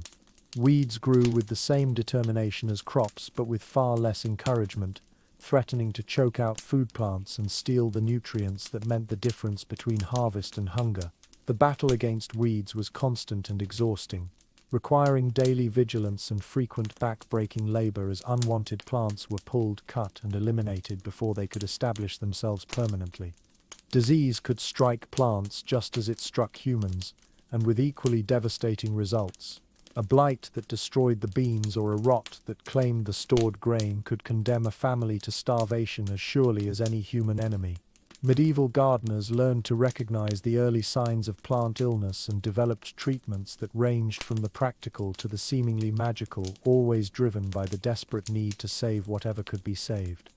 The herbs that grew in every peasant garden served purposes that extended far beyond mere seasoning, for in a world without doctors or hospitals, plants provided the only medicines available to most people. Chamomile soothed upset stomachs and helped fretful children sleep, while yarrow stopped bleeding and reduced fevers that could kill if left untreated.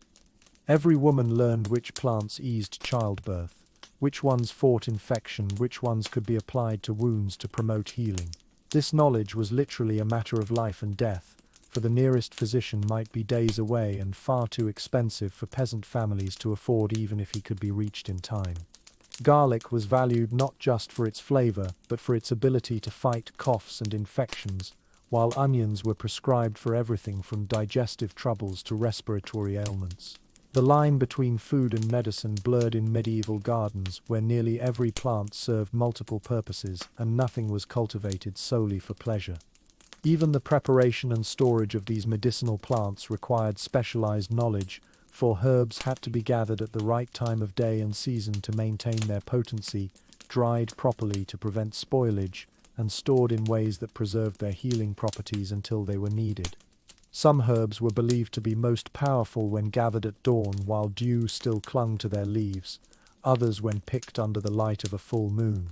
Whether these beliefs reflected genuine differences in plant chemistry or simply the accumulated wisdom of people who observed subtle patterns invisible to casual observers, they were followed with religious devotion by women whose families' health depended on the effectiveness of their herbal remedies. The garden also provided medicines for livestock which were often as valuable as family members and just as vulnerable to disease and injury. Sick cows or lame horses could mean disaster for families who depended on these animals for milk, transportation, and fieldwork, so keeping them healthy was as important as maintaining human health. Nettles were fed to chickens and cows to improve their health and increase egg and milk production, while bitter herbs were mixed into animal feed to eliminate internal parasites that could weaken or kill valuable livestock. The same plants that healed humans often served similar purposes for the animals that shared their lives and labors.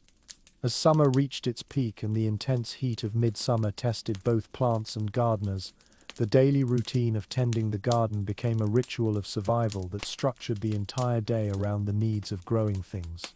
Water had to be carried from wells or streams in buckets that grew heavier with each trip, applied carefully to plants that showed signs of stress from heat and drought. The timing of watering was crucial, for water applied during the heat of the day could actually damage plants, while water applied too late in the evening might encourage diseases that thrived in cool, moist conditions.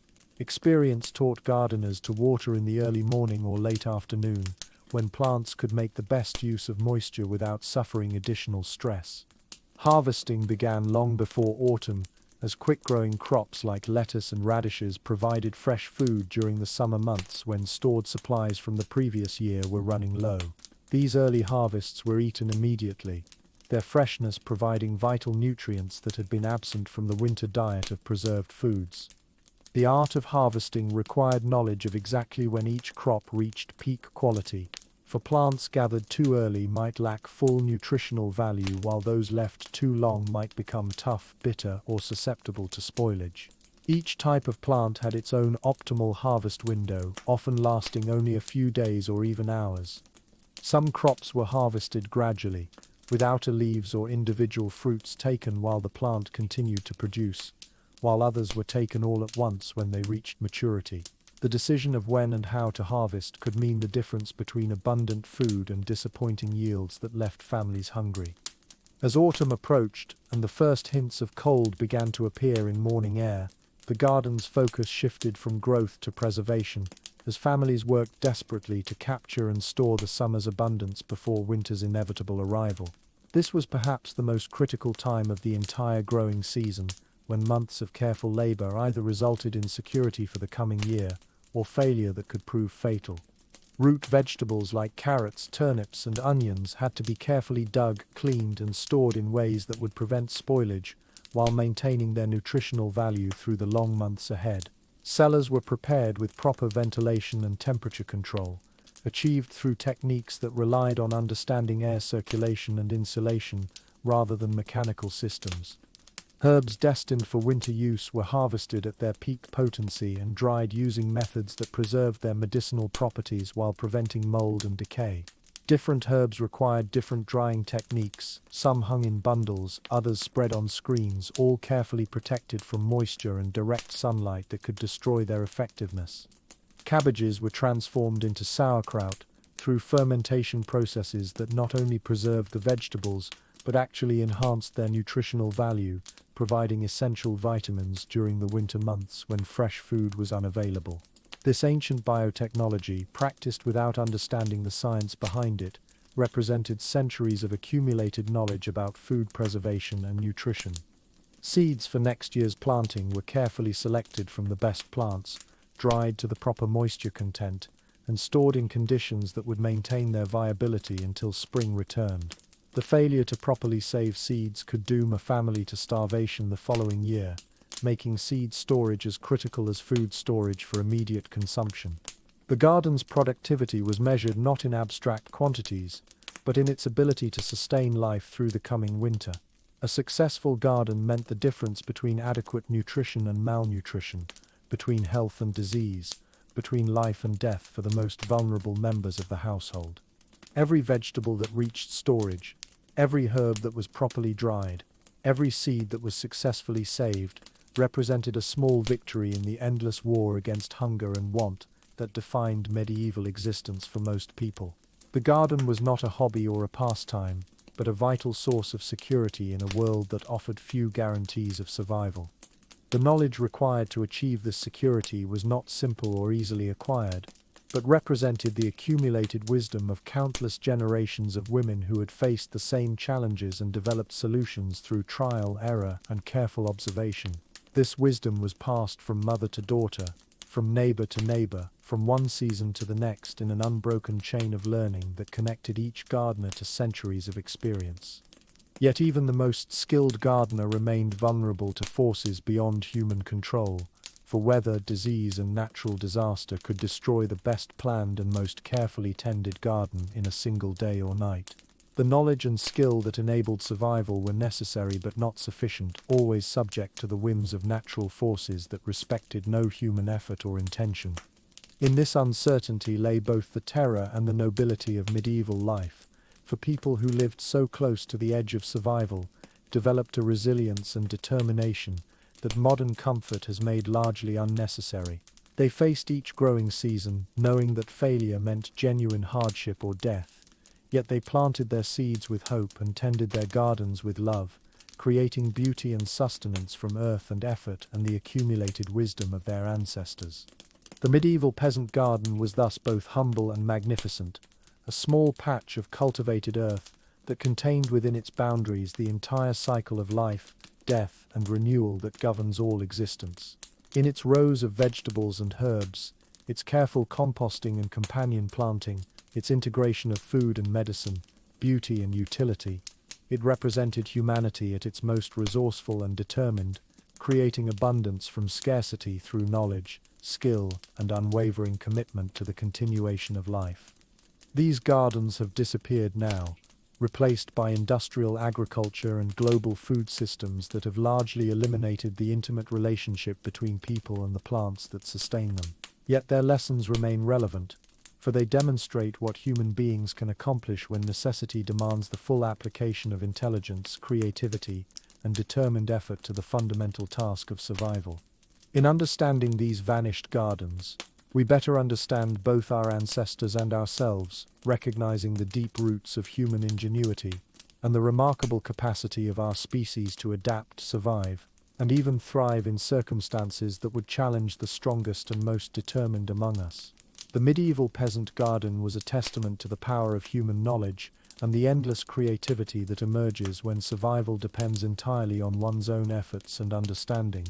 From these small plots of carefully tended earth, we learn that heroism takes many forms, that courage is often quiet and daily rather than dramatic and momentary, and that the most important victories are sometimes the smallest ones, measured not in territory conquered or enemies defeated, but in families fed, children nourished, and life sustained through another turning of the seasons.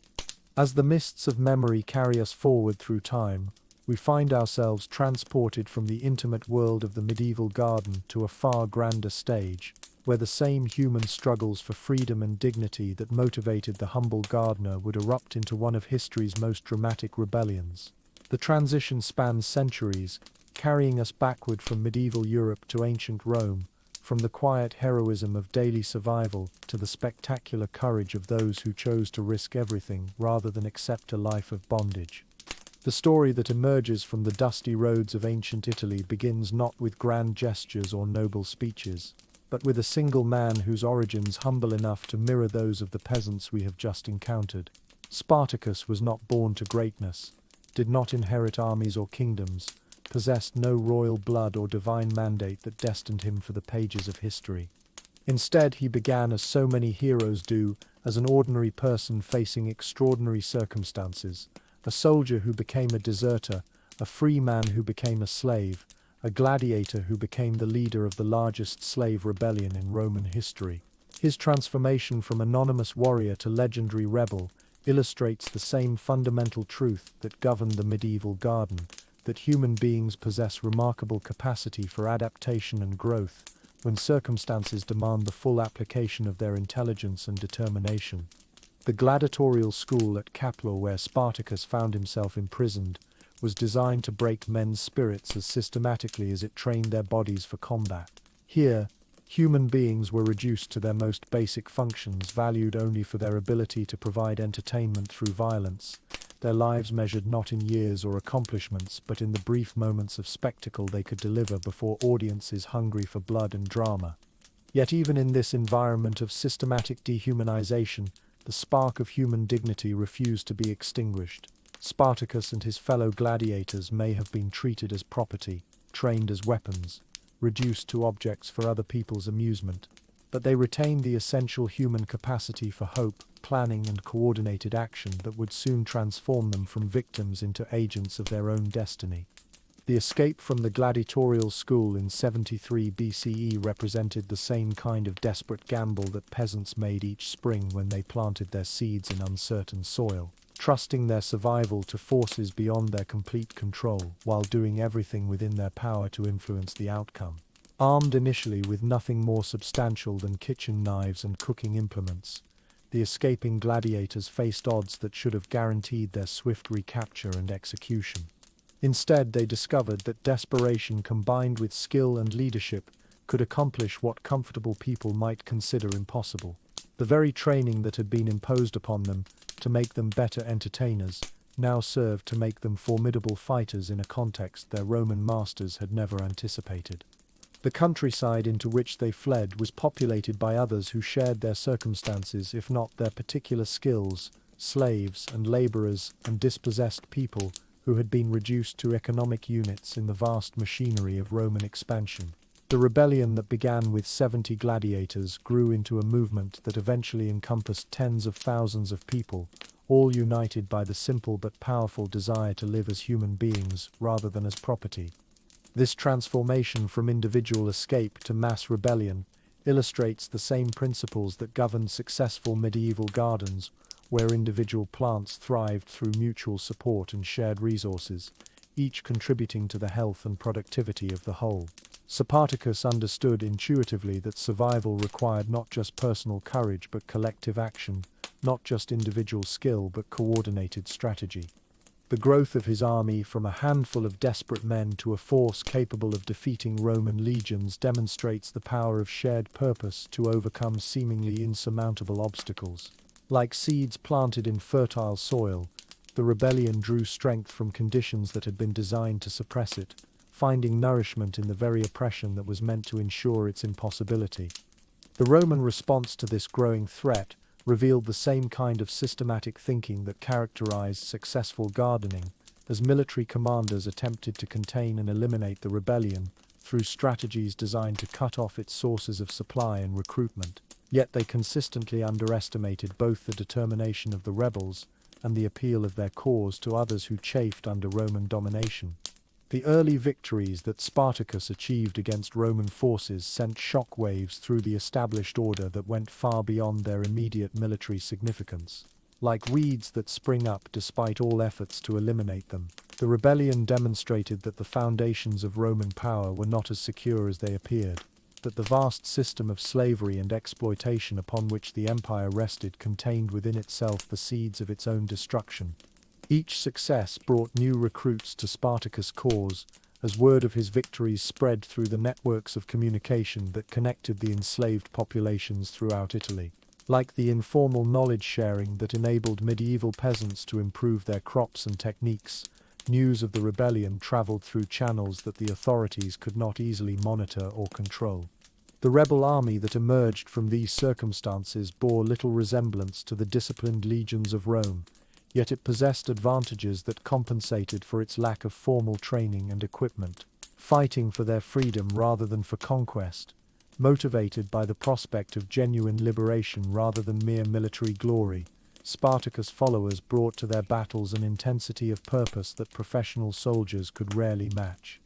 The transformation of slaves and gladiators into effective warriors paralleled the transformation of wild plants into domesticated crops, both processes requiring patience, skill, and deep understanding of the materials at hand.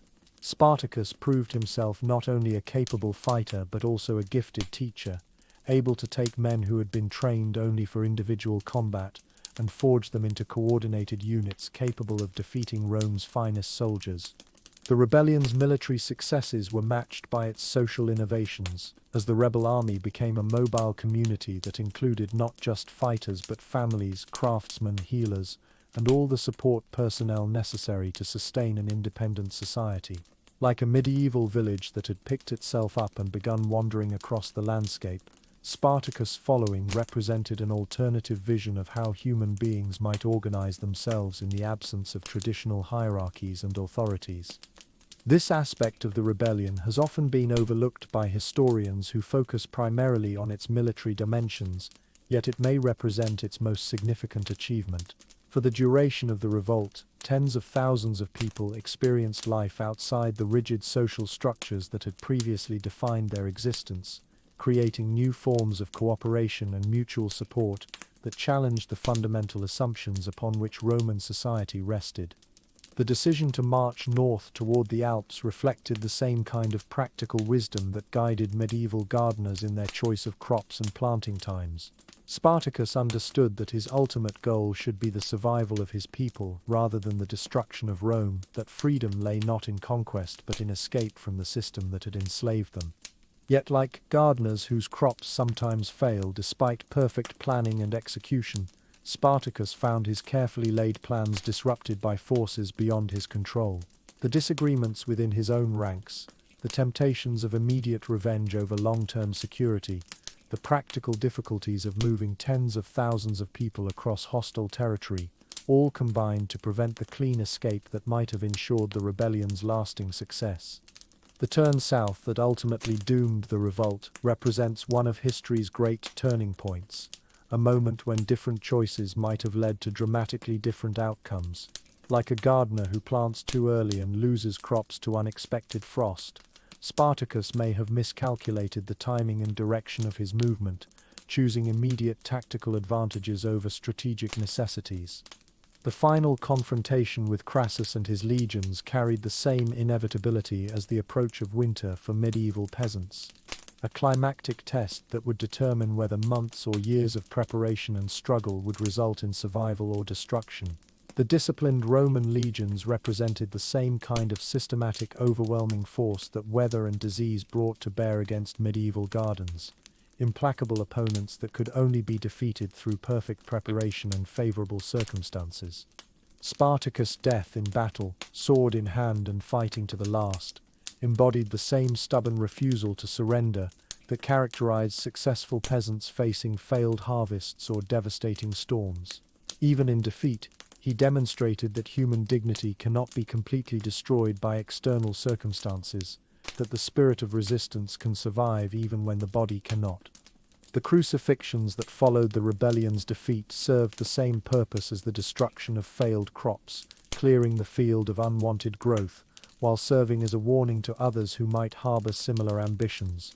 Yet, like seeds that survive even the most thorough weeding, the memory of Spartacus and his rebellion continued to grow in places where Roman authority could not reach, inspiring future generations to question the inevitability of their circumstances.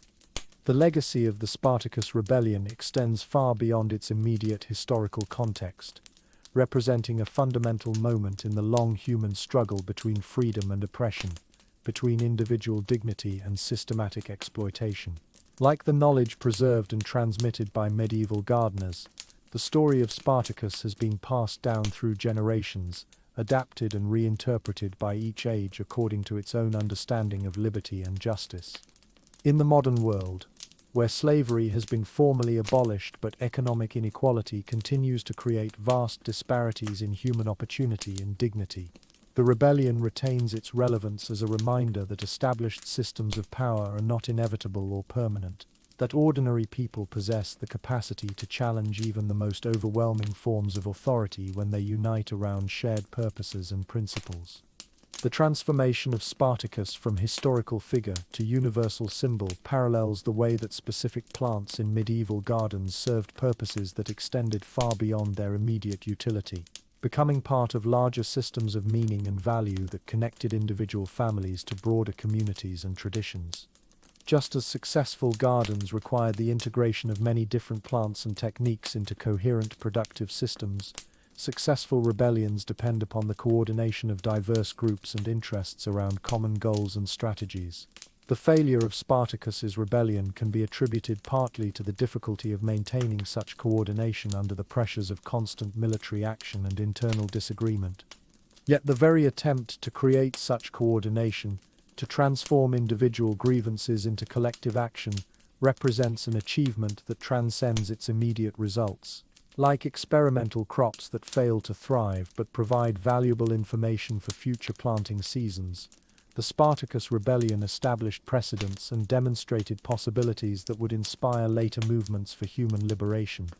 The courage required to initiate and sustain such a rebellion parallels the courage required to plant crops in uncertain soil and variable weather, both representing acts of faith in human agency and the possibility of positive change through determined effort. Neither medieval gardeners nor ancient rebels could guarantee success, yet both chose to act rather than accept defeat without struggle. In both cases, success depended not only on individual heroism but also on collective knowledge, mutual support and the willingness to adapt strategies based on changing circumstances. The medieval gardener who experimented with new crops or techniques, the slave who chose rebellion over submission, both embodied the same essential human refusal to accept limitations as permanent or inevitable. The networks of communication and mutual aid that enabled medieval gardens to thrive across generations also enabled the Spartacus Rebellion to spread across Italy, demonstrating that human connections and shared purposes can overcome even the most systematic attempts at isolation and control. In both contexts, official authorities underestimated the power of informal networks to preserve and transmit knowledge, inspiration, and practical support. The study of both medieval gardens and ancient rebellions reveals the same fundamental truth about human nature, that people possess remarkable capacity for resilience, creativity, and mutual support when circumstances demand the full application of these qualities. Whether facing the daily challenge of growing enough food to survive another winter, or the momentous challenge of overthrowing an entire system of oppression, human beings have repeatedly demonstrated their ability to adapt, learn, and coordinate their efforts in pursuit of survival and dignity. These historical examples also illustrate the importance of practical knowledge and skill in achieving ambitious goals, whether those goals involve feeding a family or liberating thousands of enslaved people. Success in both contexts required not just good intentions or noble sentiments, but also detailed understanding of complex systems, careful planning, and the ability to execute plans under difficult and dangerous conditions. The preservation of these stories across centuries testifies to their continuing relevance for people facing their own struggles against forces that seem overwhelming and insurmountable.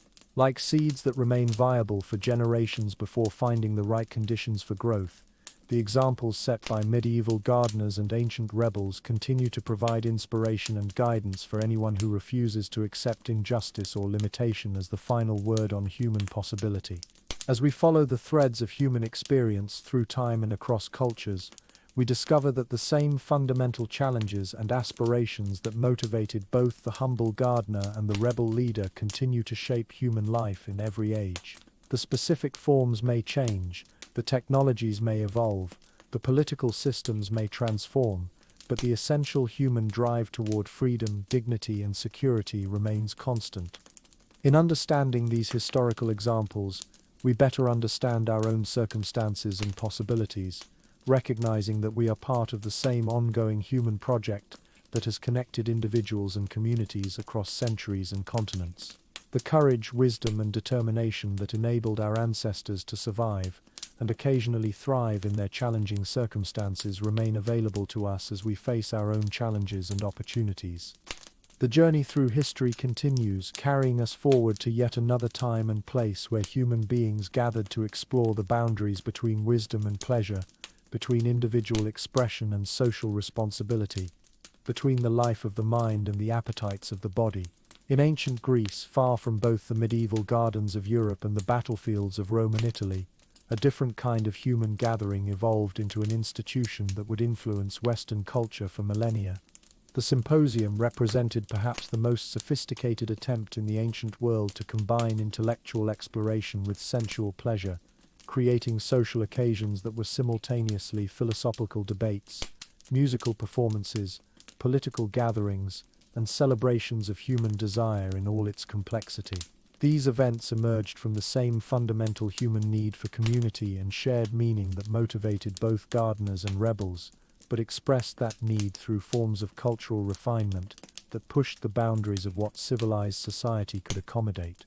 Like the medieval garden, the Greek symposium operated according to carefully developed principles and practices that had evolved over generations, creating a structured environment within which apparently contradictory elements could coexist and even enhance each other.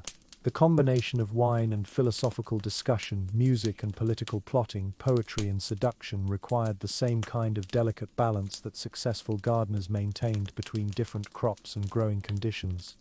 Yet unlike the practical focus of medieval agriculture or the desperate urgency of slave rebellion, the symposium existed primarily for its own sake, as an exploration of human possibility rather than a response to immediate necessity. This shift from survival to flourishing, from basic needs to cultural sophistication, represents another dimension of human experience that deserves attention and understanding. The symposium emerged in a society that had achieved sufficient prosperity and stability to support leisure activities, yet it was far from being mere entertainment or idle luxury. Instead, these gatherings served essential functions in the social, political, and intellectual life of ancient Greece, providing forums for the exchange of ideas, the formation of alliances, and the exploration of questions that could not be easily addressed in more formal or public settings. The physical setting of the symposium, the andron or men's chamber, was designed specifically to facilitate the kind of intimate yet public interaction that characterized these events. The arrangement of couches around the walls, the central mixing bowl for wine, the presence of musicians and other entertainers, all created an environment that encouraged both individual expression and group participation. The exclusion of respectable women from these gatherings reflected the gender hierarchies of ancient Greek society, Yet it also created a space where different forms of relationship and interaction could be explored without the constraints that normally governed public behavior. The presence of hetairai, educated courtesans who could participate in intellectual discussions as well as provide companionship, added another layer of complexity to the social dynamics of the symposium. The ritual aspects of the symposium, from the initial libations to the gods to the careful mixing of wine and water, demonstrated the Greek understanding that human pleasure and intellectual exploration required divine sanction and careful moderation. The appointment of a symposiarch to govern the evening's proceedings reflected the recognition that even sophisticated pleasures needed structure and leadership to prevent their transformation into chaos or excess. The role of wine in the symposium paralleled its function in many other ancient cultures, serving as a medium for the exploration of truth and the temporary suspension of normal social constraints. The Greek belief that in wine there is truth reflected a sophisticated understanding of the relationship between intoxication and revelation, between the loosening of inhibitions and the discovery of hidden aspects of personality and belief. Yet the careful dilution of wine with water demonstrated equal understanding of the dangers of uncontrolled intoxication, the recognition that complete loss of rational control defeated the purpose of gatherings designed to combine pleasure with insight. The symposium sought to achieve the optimal level of intoxication that would encourage honesty and creativity without destroying the capacity for meaningful communication and mutual understanding. The musical component of the symposium served multiple functions, providing entertainment, setting emotional tone, and creating opportunities for competitive display of cultural knowledge and artistic skill. The presence of professional musicians, particularly the flute girls who have become iconic figures in representations of ancient Greek culture, added sensual and aesthetic dimensions that complemented the intellectual and political aspects of the gatherings. The integration of music, poetry, and philosophical discussion reflected the Greek conviction that human culture should engage all aspects of human nature simultaneously, that the separation of intellectual, artistic, and sensual experience impoverished rather than enriched human life. The symposium represented an attempt to create total cultural experiences that would satisfy the full range of human needs and capacities.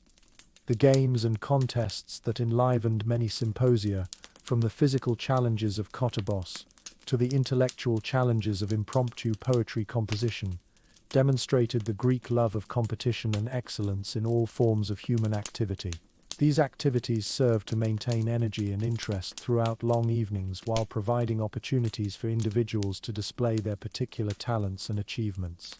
The political dimensions of the symposium were often as important as its cultural and social aspects, as these private gatherings provided opportunities for the formation of alliances, the discussion of public policy, and the development of strategies that could not be safely explored in more public forums.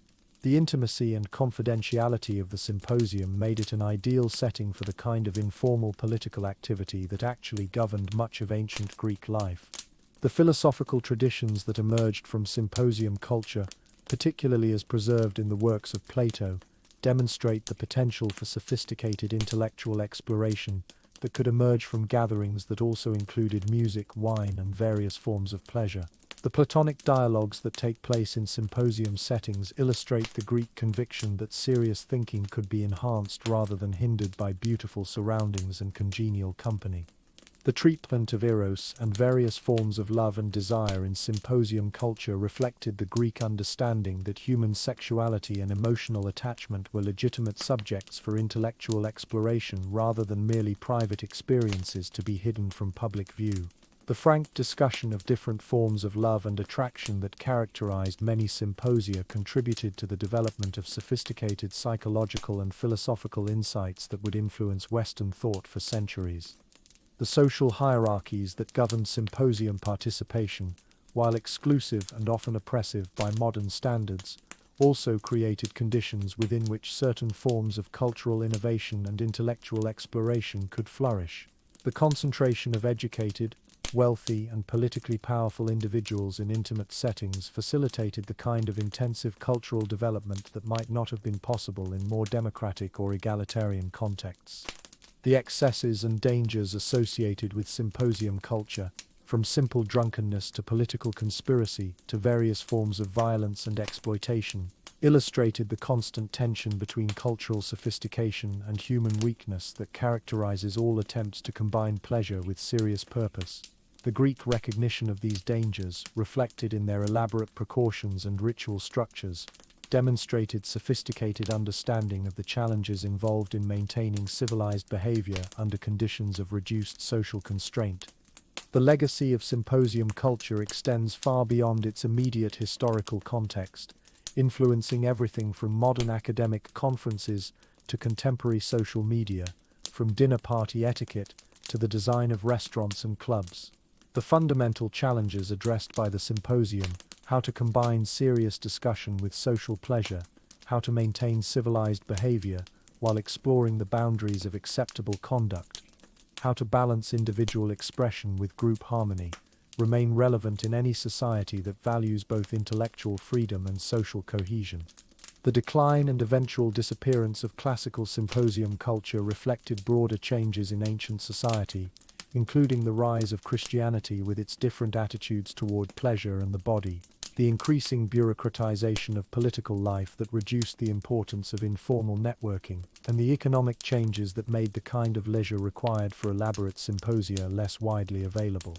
Yet the essential insights developed through centuries of symposium practice, particularly the understanding that human culture flourishes when different aspects of human nature are allowed to interact and influence each other, continue to inform attempts to create environments that support both individual development and community formation. The modern search for work-life balance, for educational approaches that engage the whole person, for social institutions that combine serious purpose with genuine pleasure, all reflect the continuing influence of ideas first explored in ancient Greek symposia.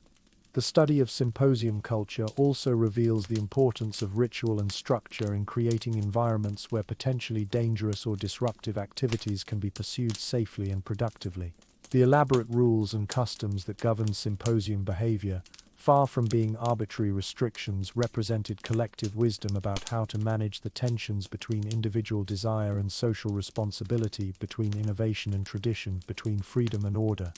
The integration of different art forms and types of human activity that characterize the symposium offers lessons for contemporary culture, which has often suffered from excessive specialization and the artificial separation of intellectual, artistic, and social experience.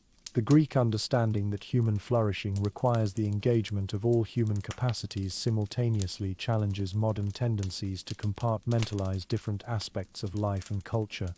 The emphasis on conversation and dialogue as central activities of the symposium reflects values that remain important in any society that hopes to address complex problems through collective intelligence and mutual understanding. The skills developed through symposium participation, including the ability to listen carefully, to respond thoughtfully, to disagree respectfully, and to build upon others' ideas, remain essential for effective democratic participation and collaborative problem-solving. The attention to physical environment and aesthetic experience that characterize symposium culture demonstrates the Greek understanding that human beings are influenced by their surroundings and that serious activities can be enhanced by beautiful and carefully designed settings. This insight remains relevant for anyone involved in creating spaces for learning, discussion, or cultural activity. The frank acknowledgement and exploration of human desire and emotional life that took place in symposium settings offers a model for addressing aspects of human experience that are often ignored or suppressed in more formal or public contexts. The Greek conviction that complete human development requires honest examination of all aspects of human nature, including those that might be considered problematic or controversial, provides guidance for contemporary efforts to understand and address complex social and psychological issues. As we reach the end of our journey through these diverse examples of human experience, from medieval battlefields to peasant gardens, from ancient rebellions to classical symposia, we can observe the common threads that connect all these apparently different forms of human activity. In each case, we encounter human beings struggling to create meaning, security, and dignity within the constraints imposed by their particular circumstances, using whatever resources and opportunities were available to them. The medieval warrior, despite being overwhelmed by conditions beyond his control or understanding, represented the human willingness to risk everything in pursuit of honor and survival.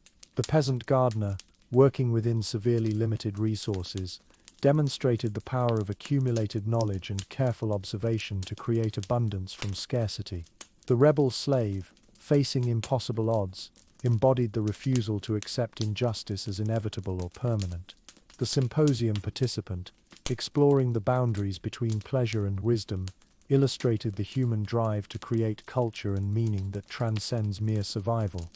In each case, we see evidence of the same fundamental human qualities: resilience in the face of adversity, creativity in solving complex problems, courage in confronting powerful opponents, and the persistent hope that current circumstances can be improved through intelligent effort and mutual cooperation. These qualities have enabled human beings not merely to survive, but to create the rich tapestry of culture, knowledge, and achievement that constitutes human civilization.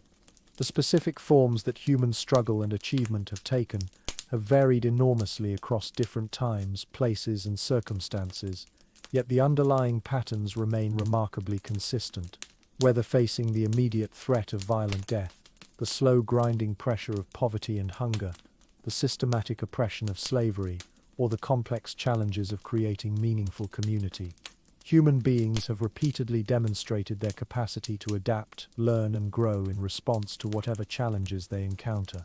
The preservation of these stories across centuries and their continuing ability to inspire and instruct contemporary audiences testifies to their enduring relevance for anyone seeking to understand the possibilities and limitations of human experience. By studying how our ancestors responded to their challenges, we better understand both our own circumstances and our own potential for growth and achievement.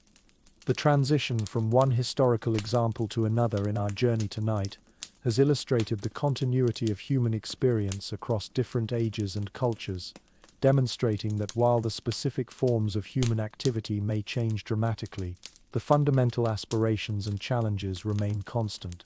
The desire for security, dignity, community, and meaning that motivated medieval peasants also drove ancient rebels and classical philosophers, just as they continue to motivate contemporary people seeking to create meaningful and satisfying lives.